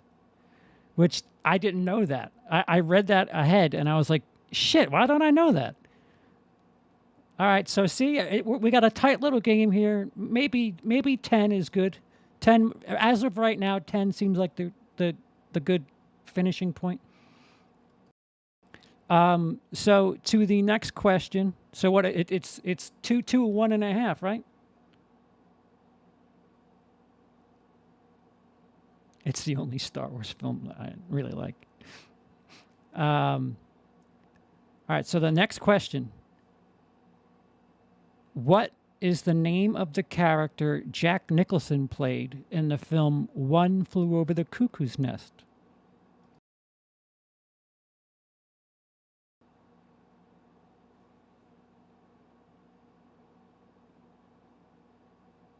Thank you, Tim.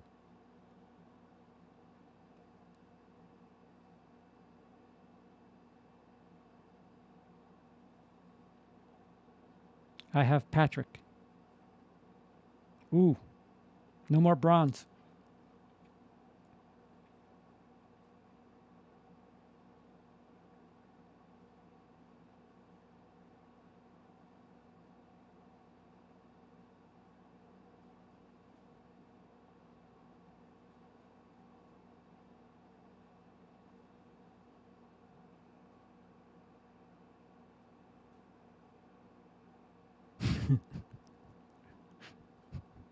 You scared me.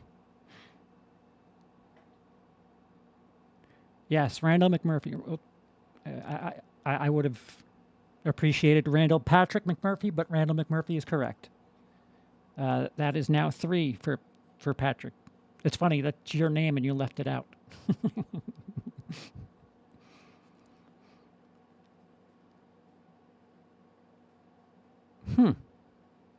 Another one I didn't know.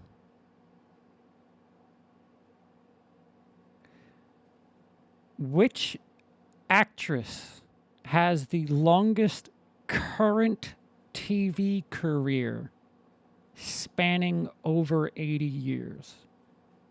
Current.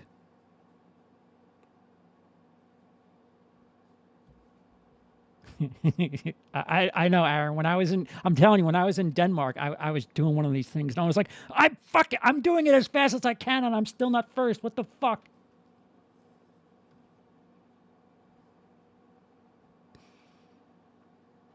Oh, okay.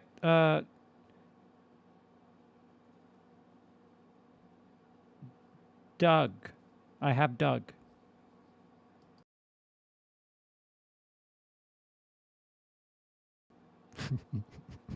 Nor did I, Tim. I read that. I was like, oh yeah, that. I knew his last name more than I knew his first name in that movie, believe it or not.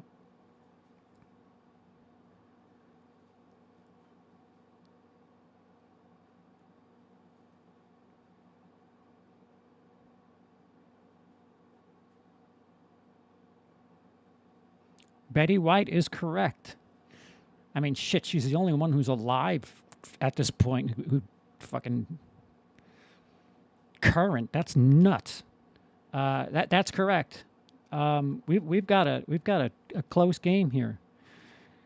Keep yourself on your toes, Tim, because I'm starting to get confused.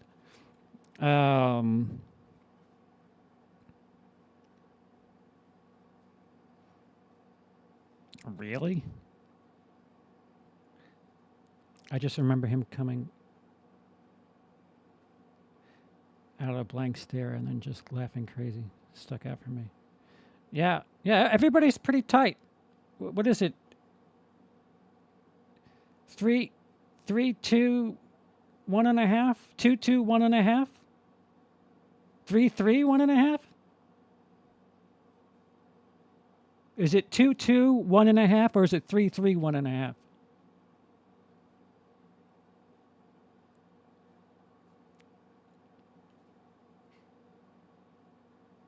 You know what? From now on, if I ever do this again, I'm going to have to open up a Google Hangouts. We need to sequence our DNA. Fucking A, we do.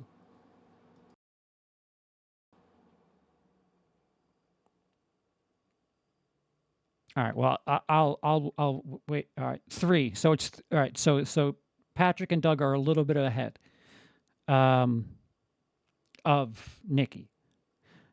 Here we go.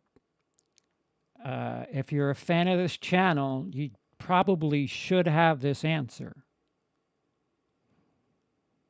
What is the current highest grossing film of all time?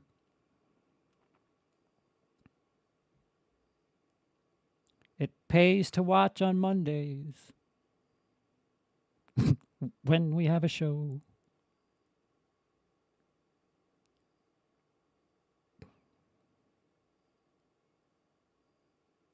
Mm-hmm. I have Patrick.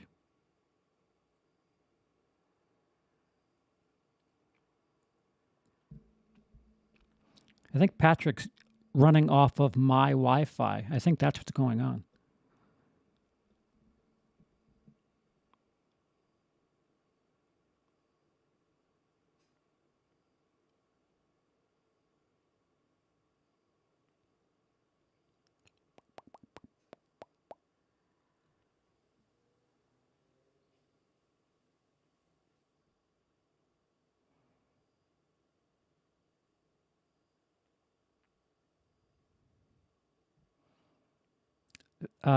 Incorrect.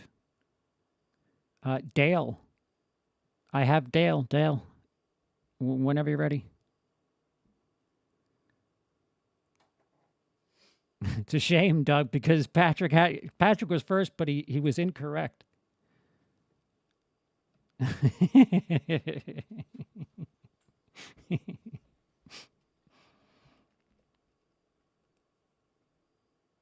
I think Aaron needs to run off my Wi-Fi. Or yeah, he's all right.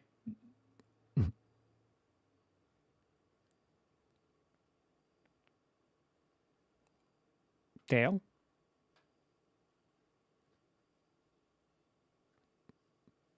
That is correct. It is Avengers Endgame.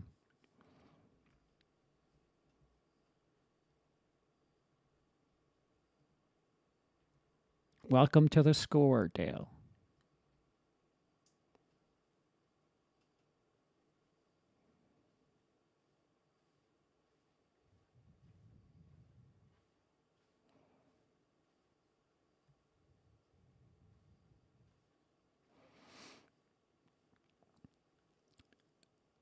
Which Indiana Jones film sparked the controversy that led to the creation of the PG-13 rating? Excuse me.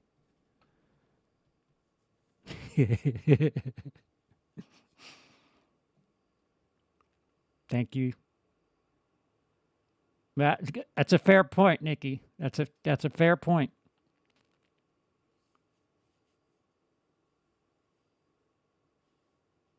I have Patrick.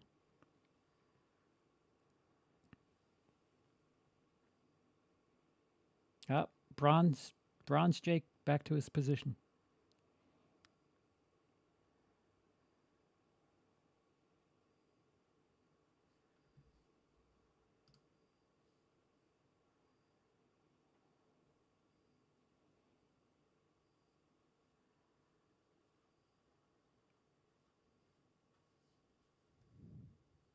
That is the scene in question. That is correct. The Temple of Doom is the Indiana Jones film that led to the controversy. of PG having an in-between rating known as PG-13. And yes, it's the heart-ripping scene. I see. That's what I'm saying, Jake. You're second on your screen. I'm going by what I'm going by. All right, so we're sticking with Indiana Jones. How old was Indiana Jones when his mother died? Stop the steal. Jake, I just need you to find 2 votes.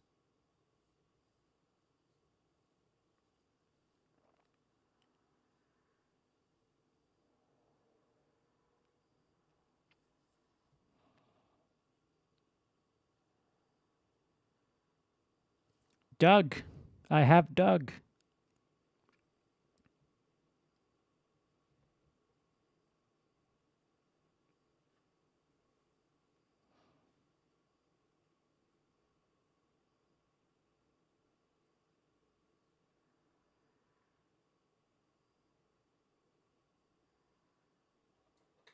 How old? How was he? I don't know. Do we know how he was? Sobbing. 12. 12 is right. Not sure, but 12. But I imagine he wasn't doing great. No, I don't think so. How was he? Now, if they showed that, that'd be great. Okay. So 4, 4, 4, 4, 4, 1.5, and 1. It's Patrick and Doug race to 10 here.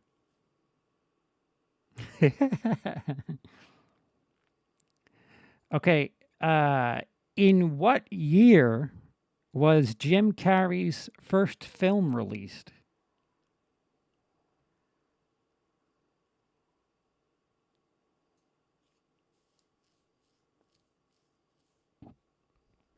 That's odd, Nikki. That was my age when. Well, hold on.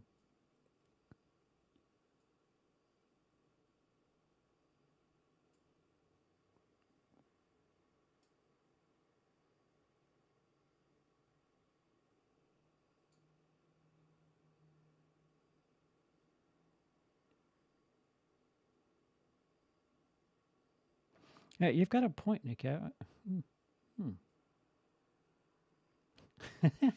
High-speed Marriott Wi-Fi. Oh, I have Patrick.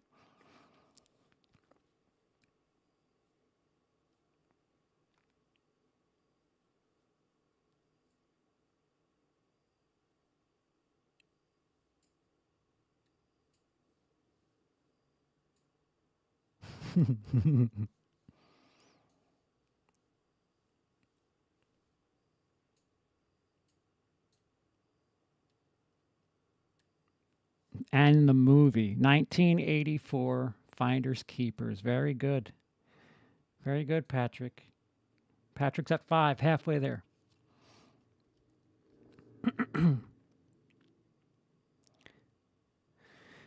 Which movie is the first non-English language film to win an Oscar for Best Picture?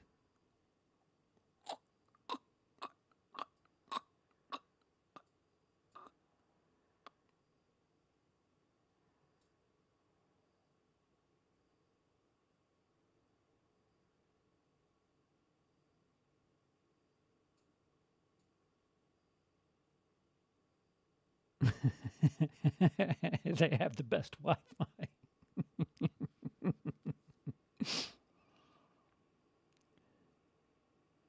It might be by release, Nikki. You're making me really unstable with the site I'm using.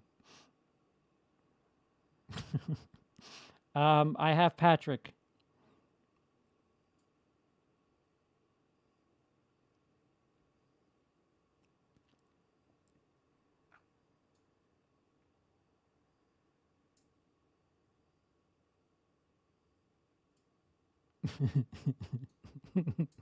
Wrong. Jake, you're out of turn, but wrong. Although I don't think it's English. I'm pretty sure of that.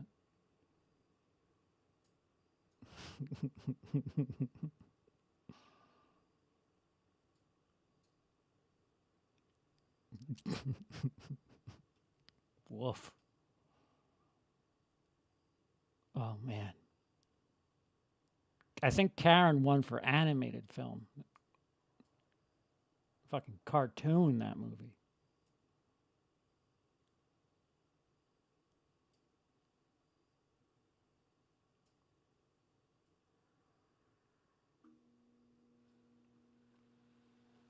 Did we miss him? Did I miss him? No?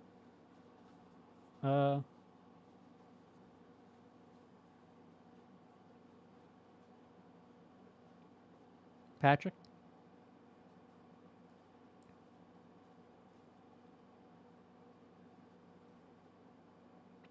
Patrick, you're just hitting emojis at this point, aren't you? Fuck it. Here, I'll hit emoji and then eventually I'll get the answer.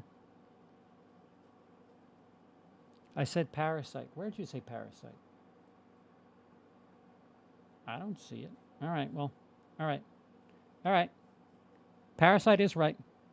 Parasite is right. See, guys, the Karen jokes flooded with the right answer. Patrick is gone, only Zool.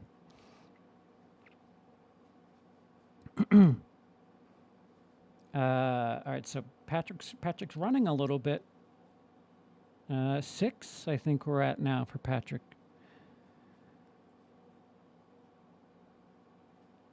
Oh, it's all right. It's all right. When we're waiting on answers, only emojis, please. It's all right. He's as long as he's right, it doesn't matter. Fuck it. Which actor starred in the 1961 movie The Hustler?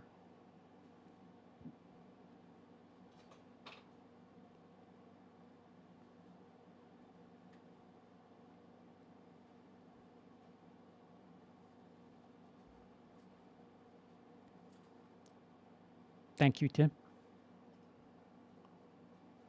Jesus Christ.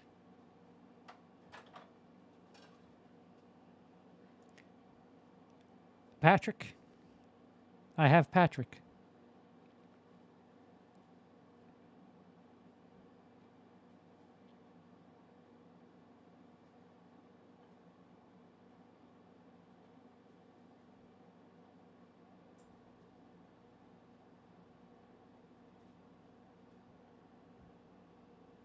Paul Newman is correct. Good job. Oh. Well, he's now 3 away. Come on, Doug. Get a little faster. Call the front desk. Tell them to put a little giddy up on that Wi-Fi. Okay. How many times was actor Leonardo DiCaprio nominated for an Oscar before winning Best Actor in 2016?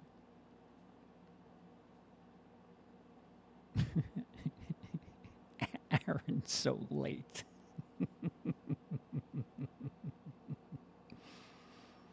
The best pool movie.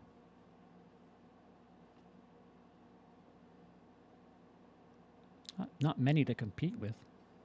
Its sequel. Doug.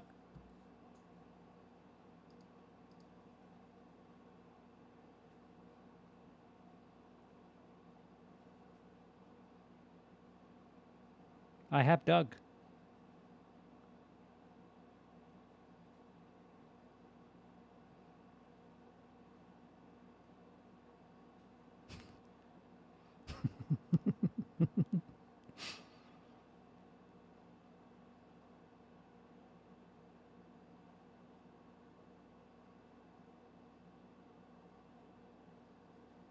Zero's wrong.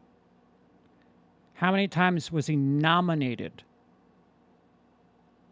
I have Jake.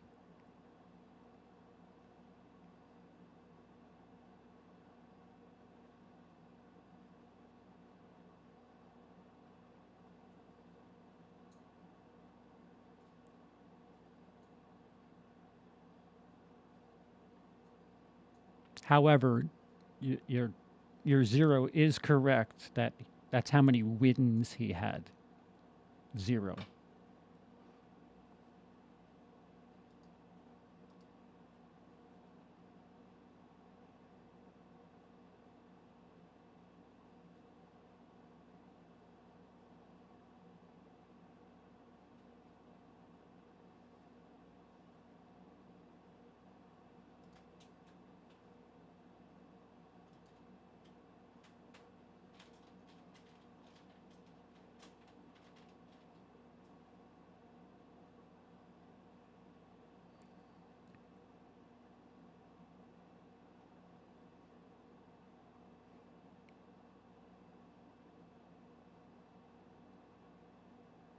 You got me, Jake? Now's your chance.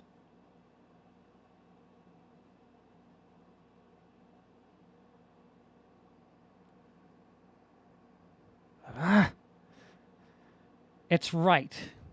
It's right that he's been nominated 7 times total, including the win in 2016. I'll give the point. The answer is 6. He was nominated 6 times before winning in 2016, which was his 7th nomination. So, man, I didn't realize that question would be so confusing. Point for Jake.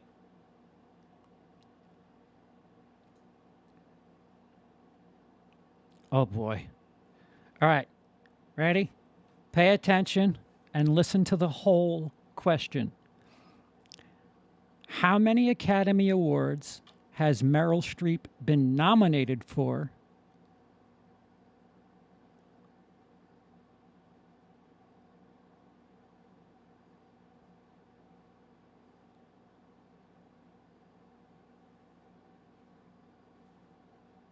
It's all right. It's all right, Jake.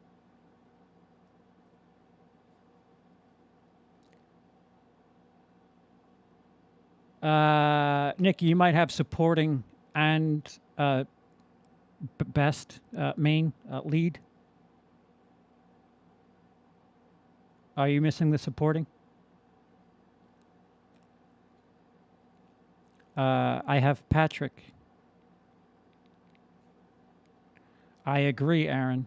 I agree. He should have won that first one he was nominated for.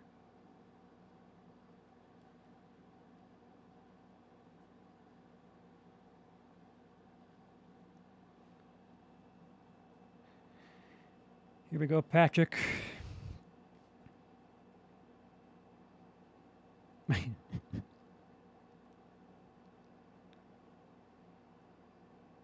Wall Street. What?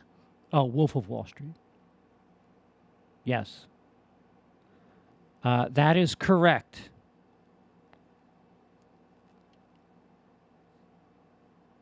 All right, so Patrick's getting close. Now, having said that, stay paying attention. How many Academy Awards has Meryl Streep won?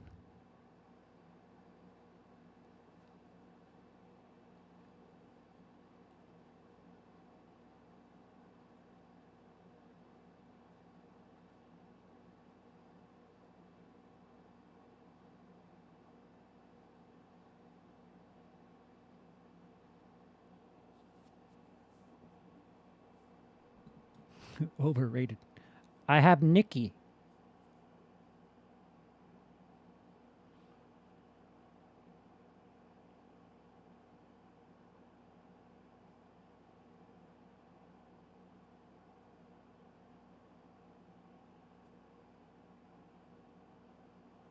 Thank you, Tim.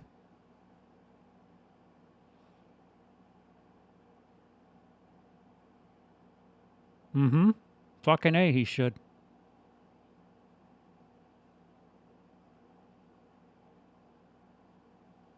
Three is correct. Nikki with the point. All right, so Patrick 8, Doug 4, Nikki 2.5, Dale and Jake with 1. Oh, Tim. What is Stephen King's top grossing movie? Tim, shut your mouth. Tim, shut your mouth. Tim, shut your mouth. What is Stephen King's top grossing movie?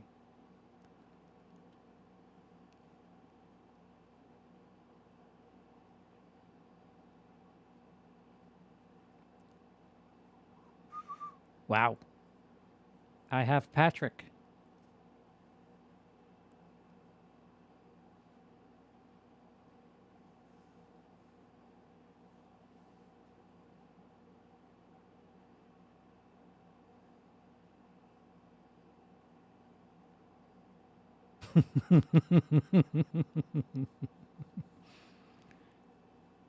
Zach, you're going to get timed out. Please stop.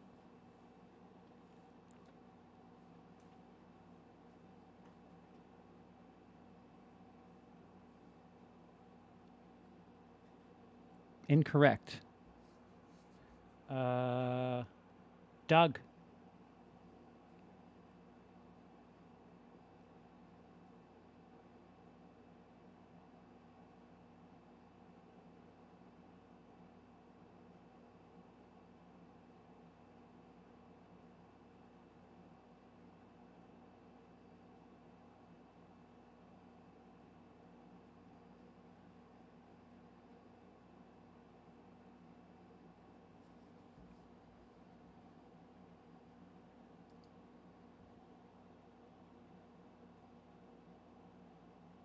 That is incorrect. Wow. Jake? Wait, now let me double check this now. Now I'm getting a little worried here.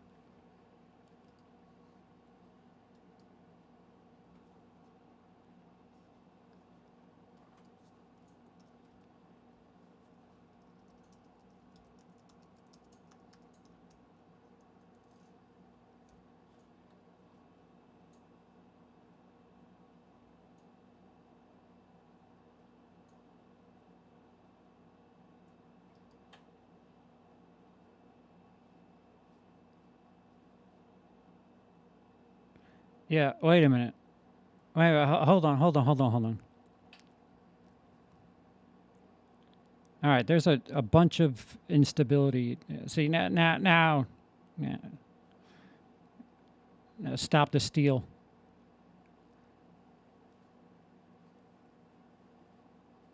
Patrick is right.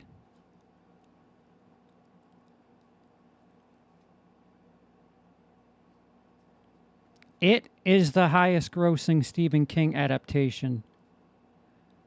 It has The Shining, and I guess what it's counting is everything. We're gonna go with the second you said that, I certainly, as co-host of Show Business, knew that when it hit, I remember it being a big deal. It is it. So point to Patrick, and now point game for Patrick.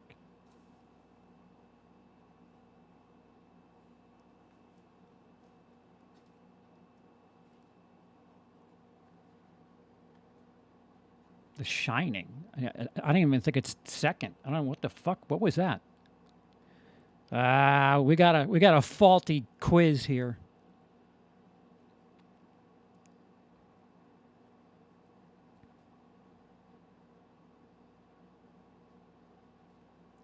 How many Nicholas Sparks movies have been adapted? And you know what? All right, fuck it. How many Nicholas Sparks movies have been adapted into films?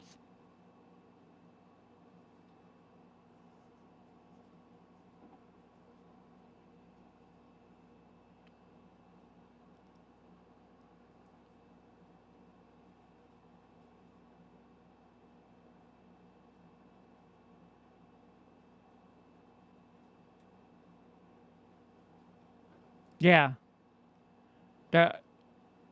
That's why, Tim, when I saw Green Mile come up, and I was like, wait a minute, yeah, that made a lot of money too. Yeah, I don't know what it is, Jake. This was just a fun little idea, and I'm gonna have to write a very heated letter. I have Aaron. Unless that's leftovers from the previous one. I have Aaron first.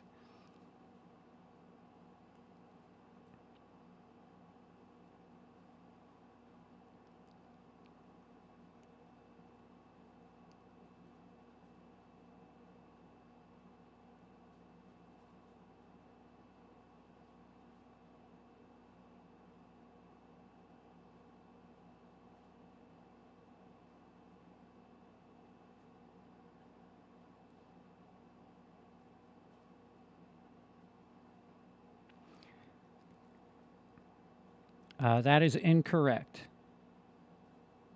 I now have Patrick. Patrick, if you have the right answer, the game is over.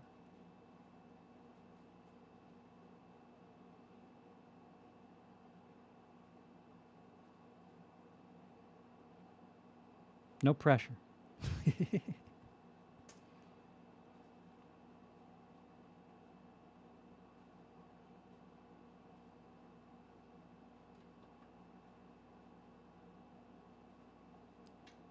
That is incorrect. And Nikki. I have Nikki.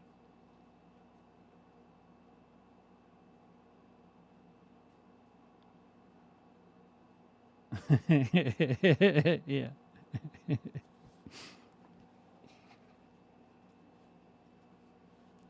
Karen. Oh my God, that fucking movie. That is incorrect. Zach.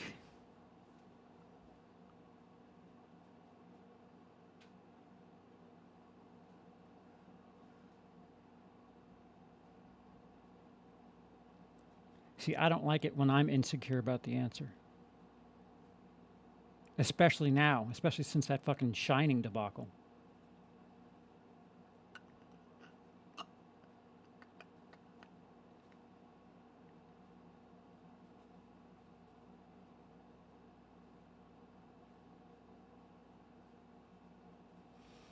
Let me look ahead and see what I know to be true.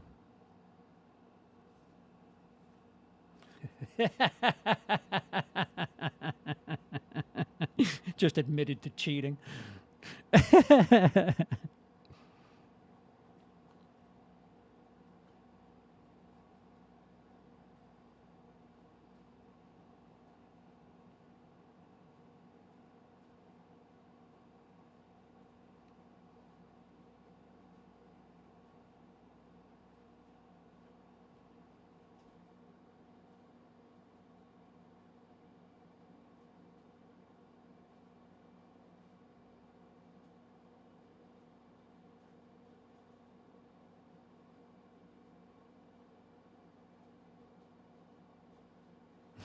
It's not cheating; it's research. Now, listen, I'm not saying not to do it.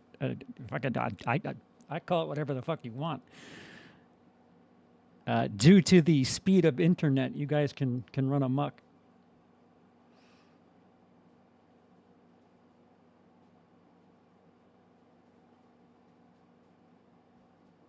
Did Patrick answer? Oh no, he was wrong. Zach, Zach did not answer. All right, so it was 12. Sorry. Yeah, next question. Who played Kaiser Soze in the film The Usual Suspects? We're allowed to Google shit. Listen, I can't babysit what the fuck's going on your end.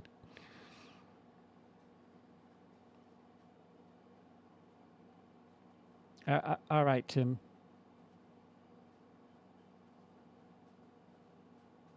Doug. I have Doug.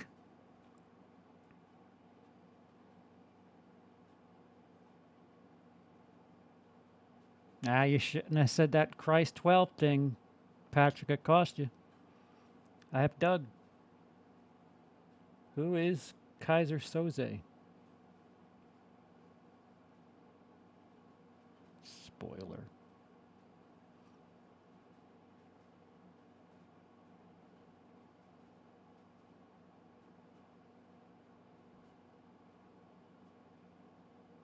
Kevin Spacey is correct. Sticking with The Usual Suspects. In the movie The Usual Suspects, what is the greatest trick the devil ever pulled? Ooh. All right, well, I was just looking for Kevin Spacey, but thank you.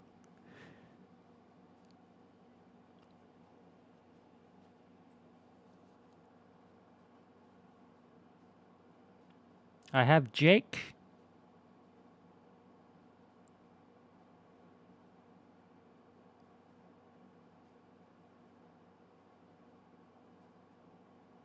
Patrick, you fall asleep? You're one away from winning, and now suddenly you're out of it?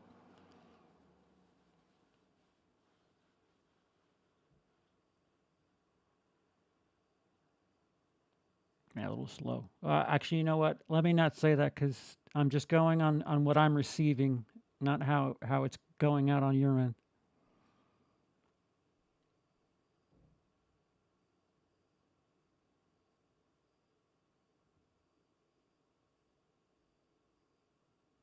Convincing the world he didn't exist is correct.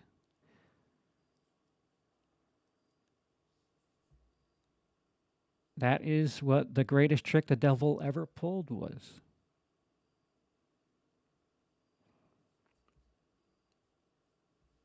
I also would have accepted that Drum Dums knows anything about movies.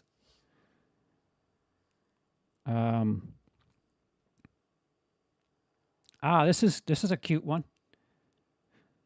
Who starred as Private Ryan in the movie Saving Private Ryan?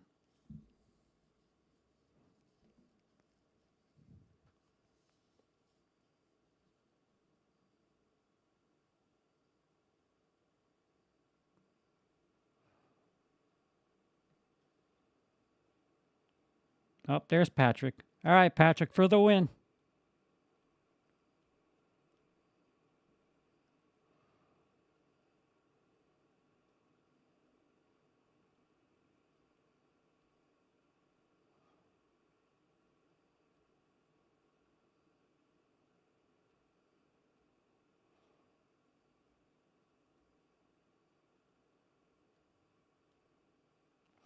Matt Damon is correct. Congratulations, Patrick. You are the winner.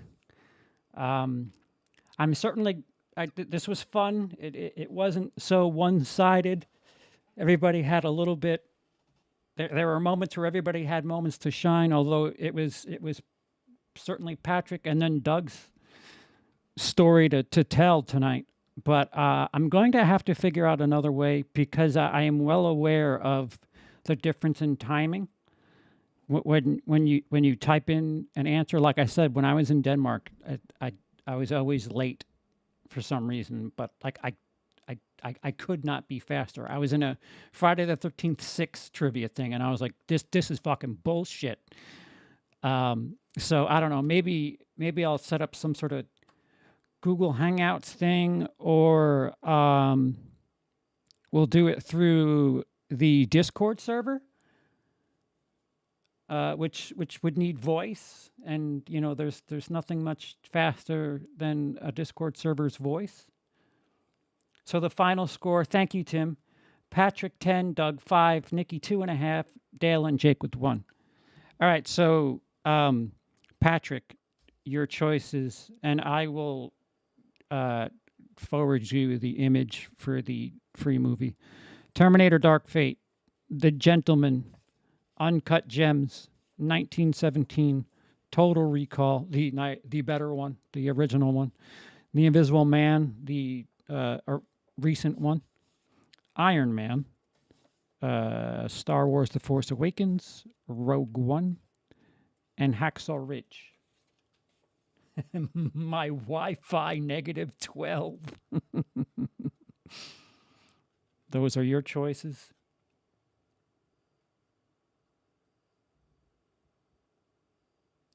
Oh, really, Nikki? Do you know what the name of the app is?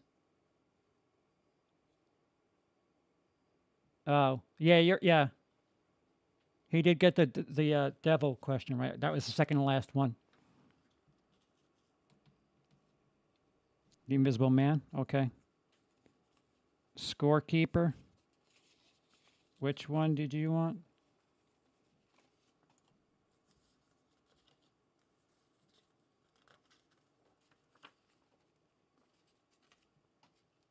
It's all right, Tim. We all knew in the back of our heads it was either Patrick or Doug.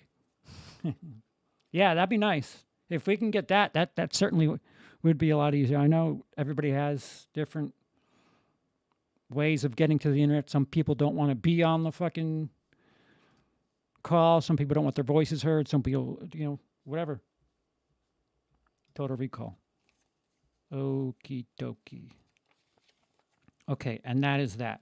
And I've decided, since we went so long, that I will do a little separate stream for Karen, because there's a lot of comedy in that. There's actually so much comedy in that I might do it on Twitch. What I might do is I might edit some of the footage together and see how many times they're black. Like, it's a drinking game movie, that's for sure. How many times somebody says they're black, or that's racist, or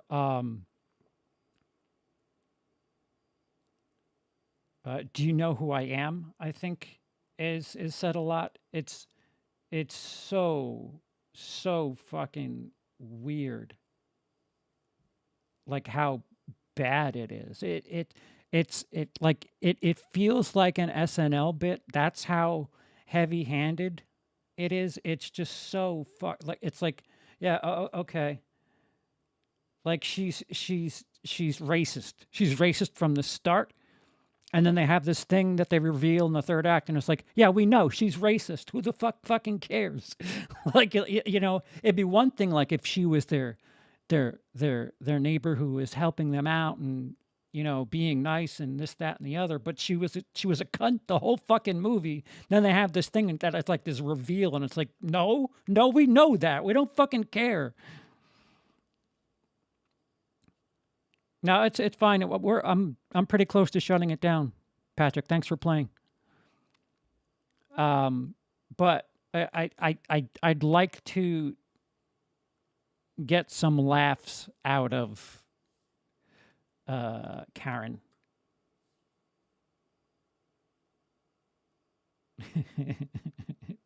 Jake, that is racist. There is no why people be crazy. I don't remember. I just remember like 10 minutes in being like, why? Why with this movie? I expected it to be bad, and it's terrible. Like fucking terrible. Terrible. I like those people, especially what's her face from the one who plays Karen.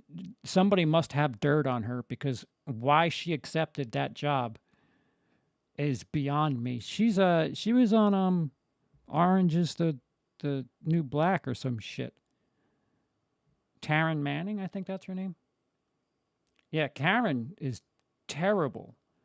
I don't like if you watch that movie and you get anything out of it.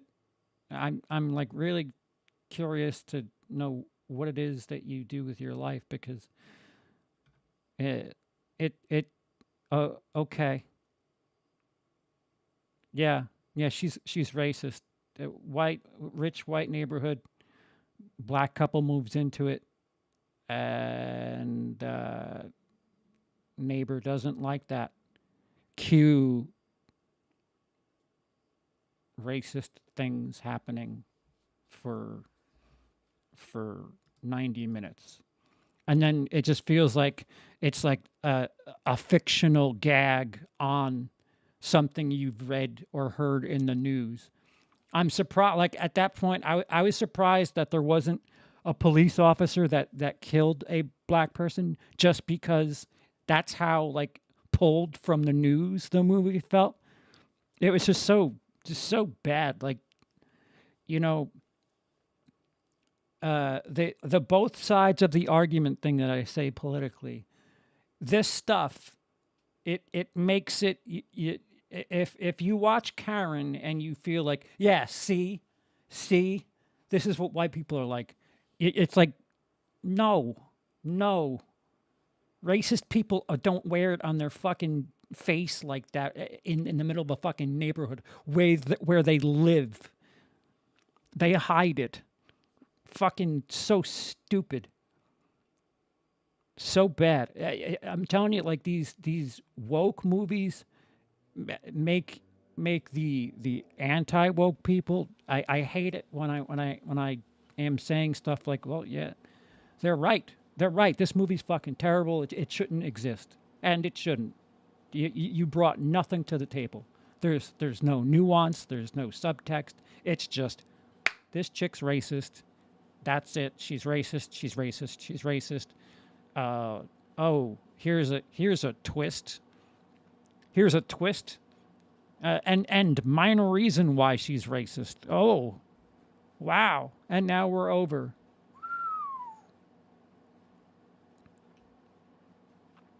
There's, I think I could rewrite that movie in 10 minutes.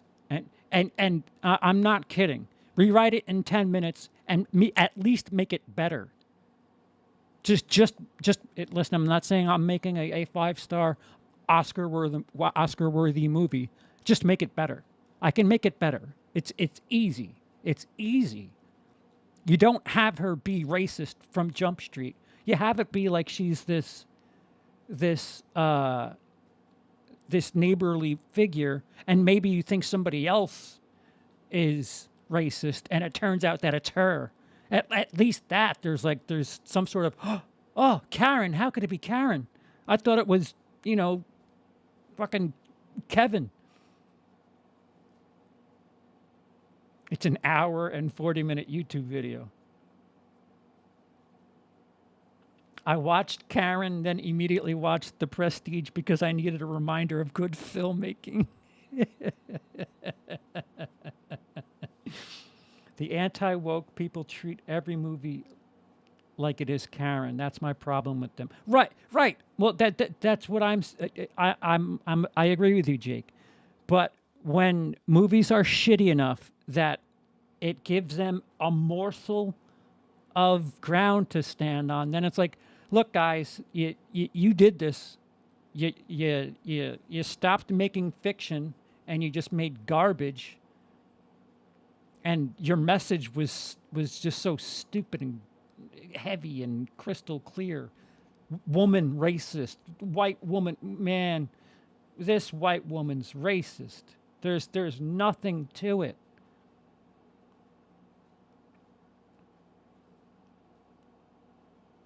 Right. Every now and again, something comes out that validates their perspective. Black Christmas 19 being an example. Right. And Karen will be this year's thing. And on the flip side, I'm sorry to my left-leaning guys in the audience, but Run, Hide, Fight is not horrible. It's not bad at all. Maybe a little distasteful with the fact that it's a school shooting movie, but what is any movie with shooting in it? It is not worth getting into an uproar about. And this two sides bullshit is just that. It's fucking bullshit. All right, speaking of which, thank you guys so much for joining me for 3 hours. Once again, if you'd like to take part in the earlier portion of the stream, by all means, go ahead. I ask that you just spread positivity through the community using my gimmicky tag named August with a W. And again, you can kind of do what you want with the questions and blend them if you want. A bad film is a bad film regardless of politics, but the politics make it god awful. You're right. You're right. When there's a political message dangling off the end of shit movie, it just makes it worse because then people come out of the woodwork to say, "See, here's reason," and it gives it more validation when it's just something that should disappear. I really enjoyed Run Hide Fight. I did. I don't know if I'd say I really enjoyed it, but I didn't hate it. I appreciated it a hell of a lot more than people getting all up in arms about it.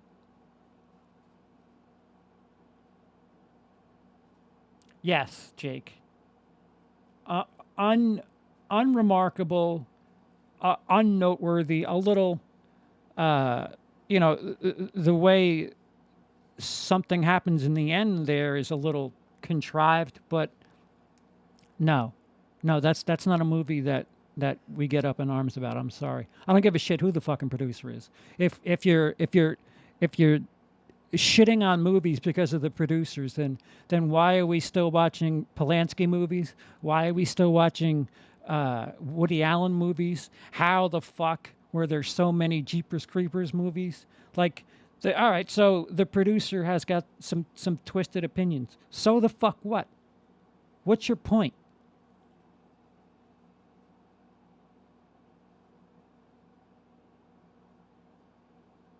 Run, Hide, Fight needed to be tonally consistent and have more realistically written villains. Then it could have been a cool action flick. Right. It's essentially Die Hard in a school shooting.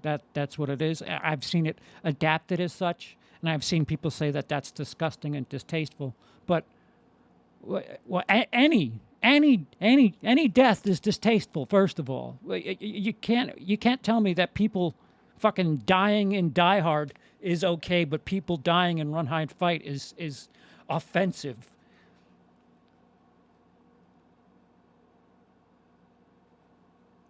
Yeah, that is also true, Aaron.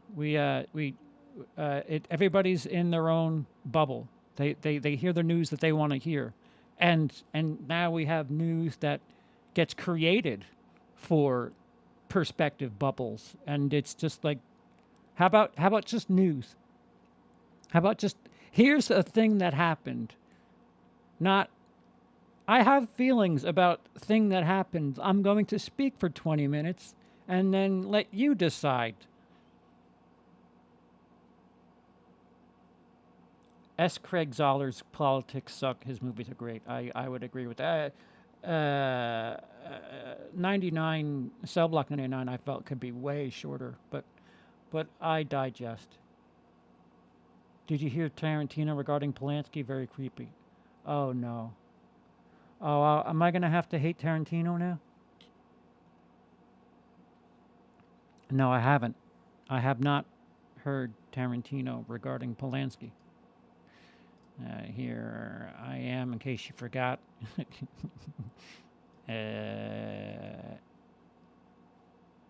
In case you're not subscribed and want to join us in future streams, click that subscribe button.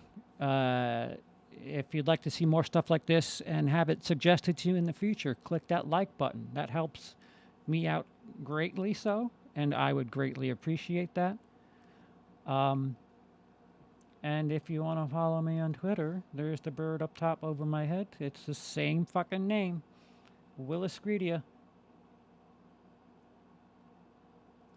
Death is distasteful. Agreed. I always say this when people say you shouldn't kill kids in movies. Right. You shouldn't kill. Period. You know, I get it. I get what you're saying, but they're fiction. Poop on Joe Rogan. I'll look it up. Yeah, no character is safe in a story. That's why I won't get into it now. But when the other movie that people got up in arms about last year, 2 years ago, Cuties. It's fiction. It's fiction, and it has something to say, believe it or not.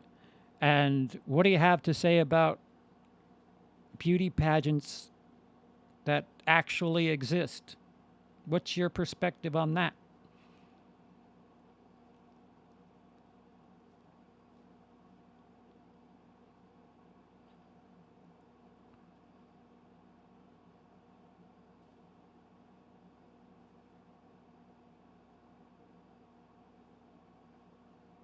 Kale Weathers. All right, guys. Probably be going over on Twitch at some point soon. If you want to keep the party going.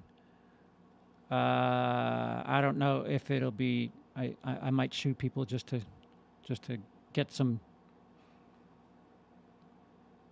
shooting people off my chest. I might crash a bicycle into a mountain a whole bunch of times and then get frustrated and then slam my head into a wall. But thank you guys so much for being here. Thank you, Tim, for keeping score. Congratulations to Patrick. We will see you guys. Thank you to those who have either joined via Patreon or other means. Thank you. We're getting there. I would be surprised at this rate. I'd be surprised if I don't have the camera, at least the payment done in September. I would really be surprised at this point. And thank you for that. And again, once it's here, I promise the content will start again. Trust me, I fucking there's a backlog. I actually wanted to do 1999 videos because I was at the point where it was June, and I'm behind now. I'm waiting for July. I could still do August, and I could probably still do September. I want to see if I can catch up to a point where in December I'm premiering the final episode of 1999. That is the long shot goal, but we'll see. But that's it for tonight. I don't know where it is. It's not showing. I've been CP. You haven't. I might be leaving now.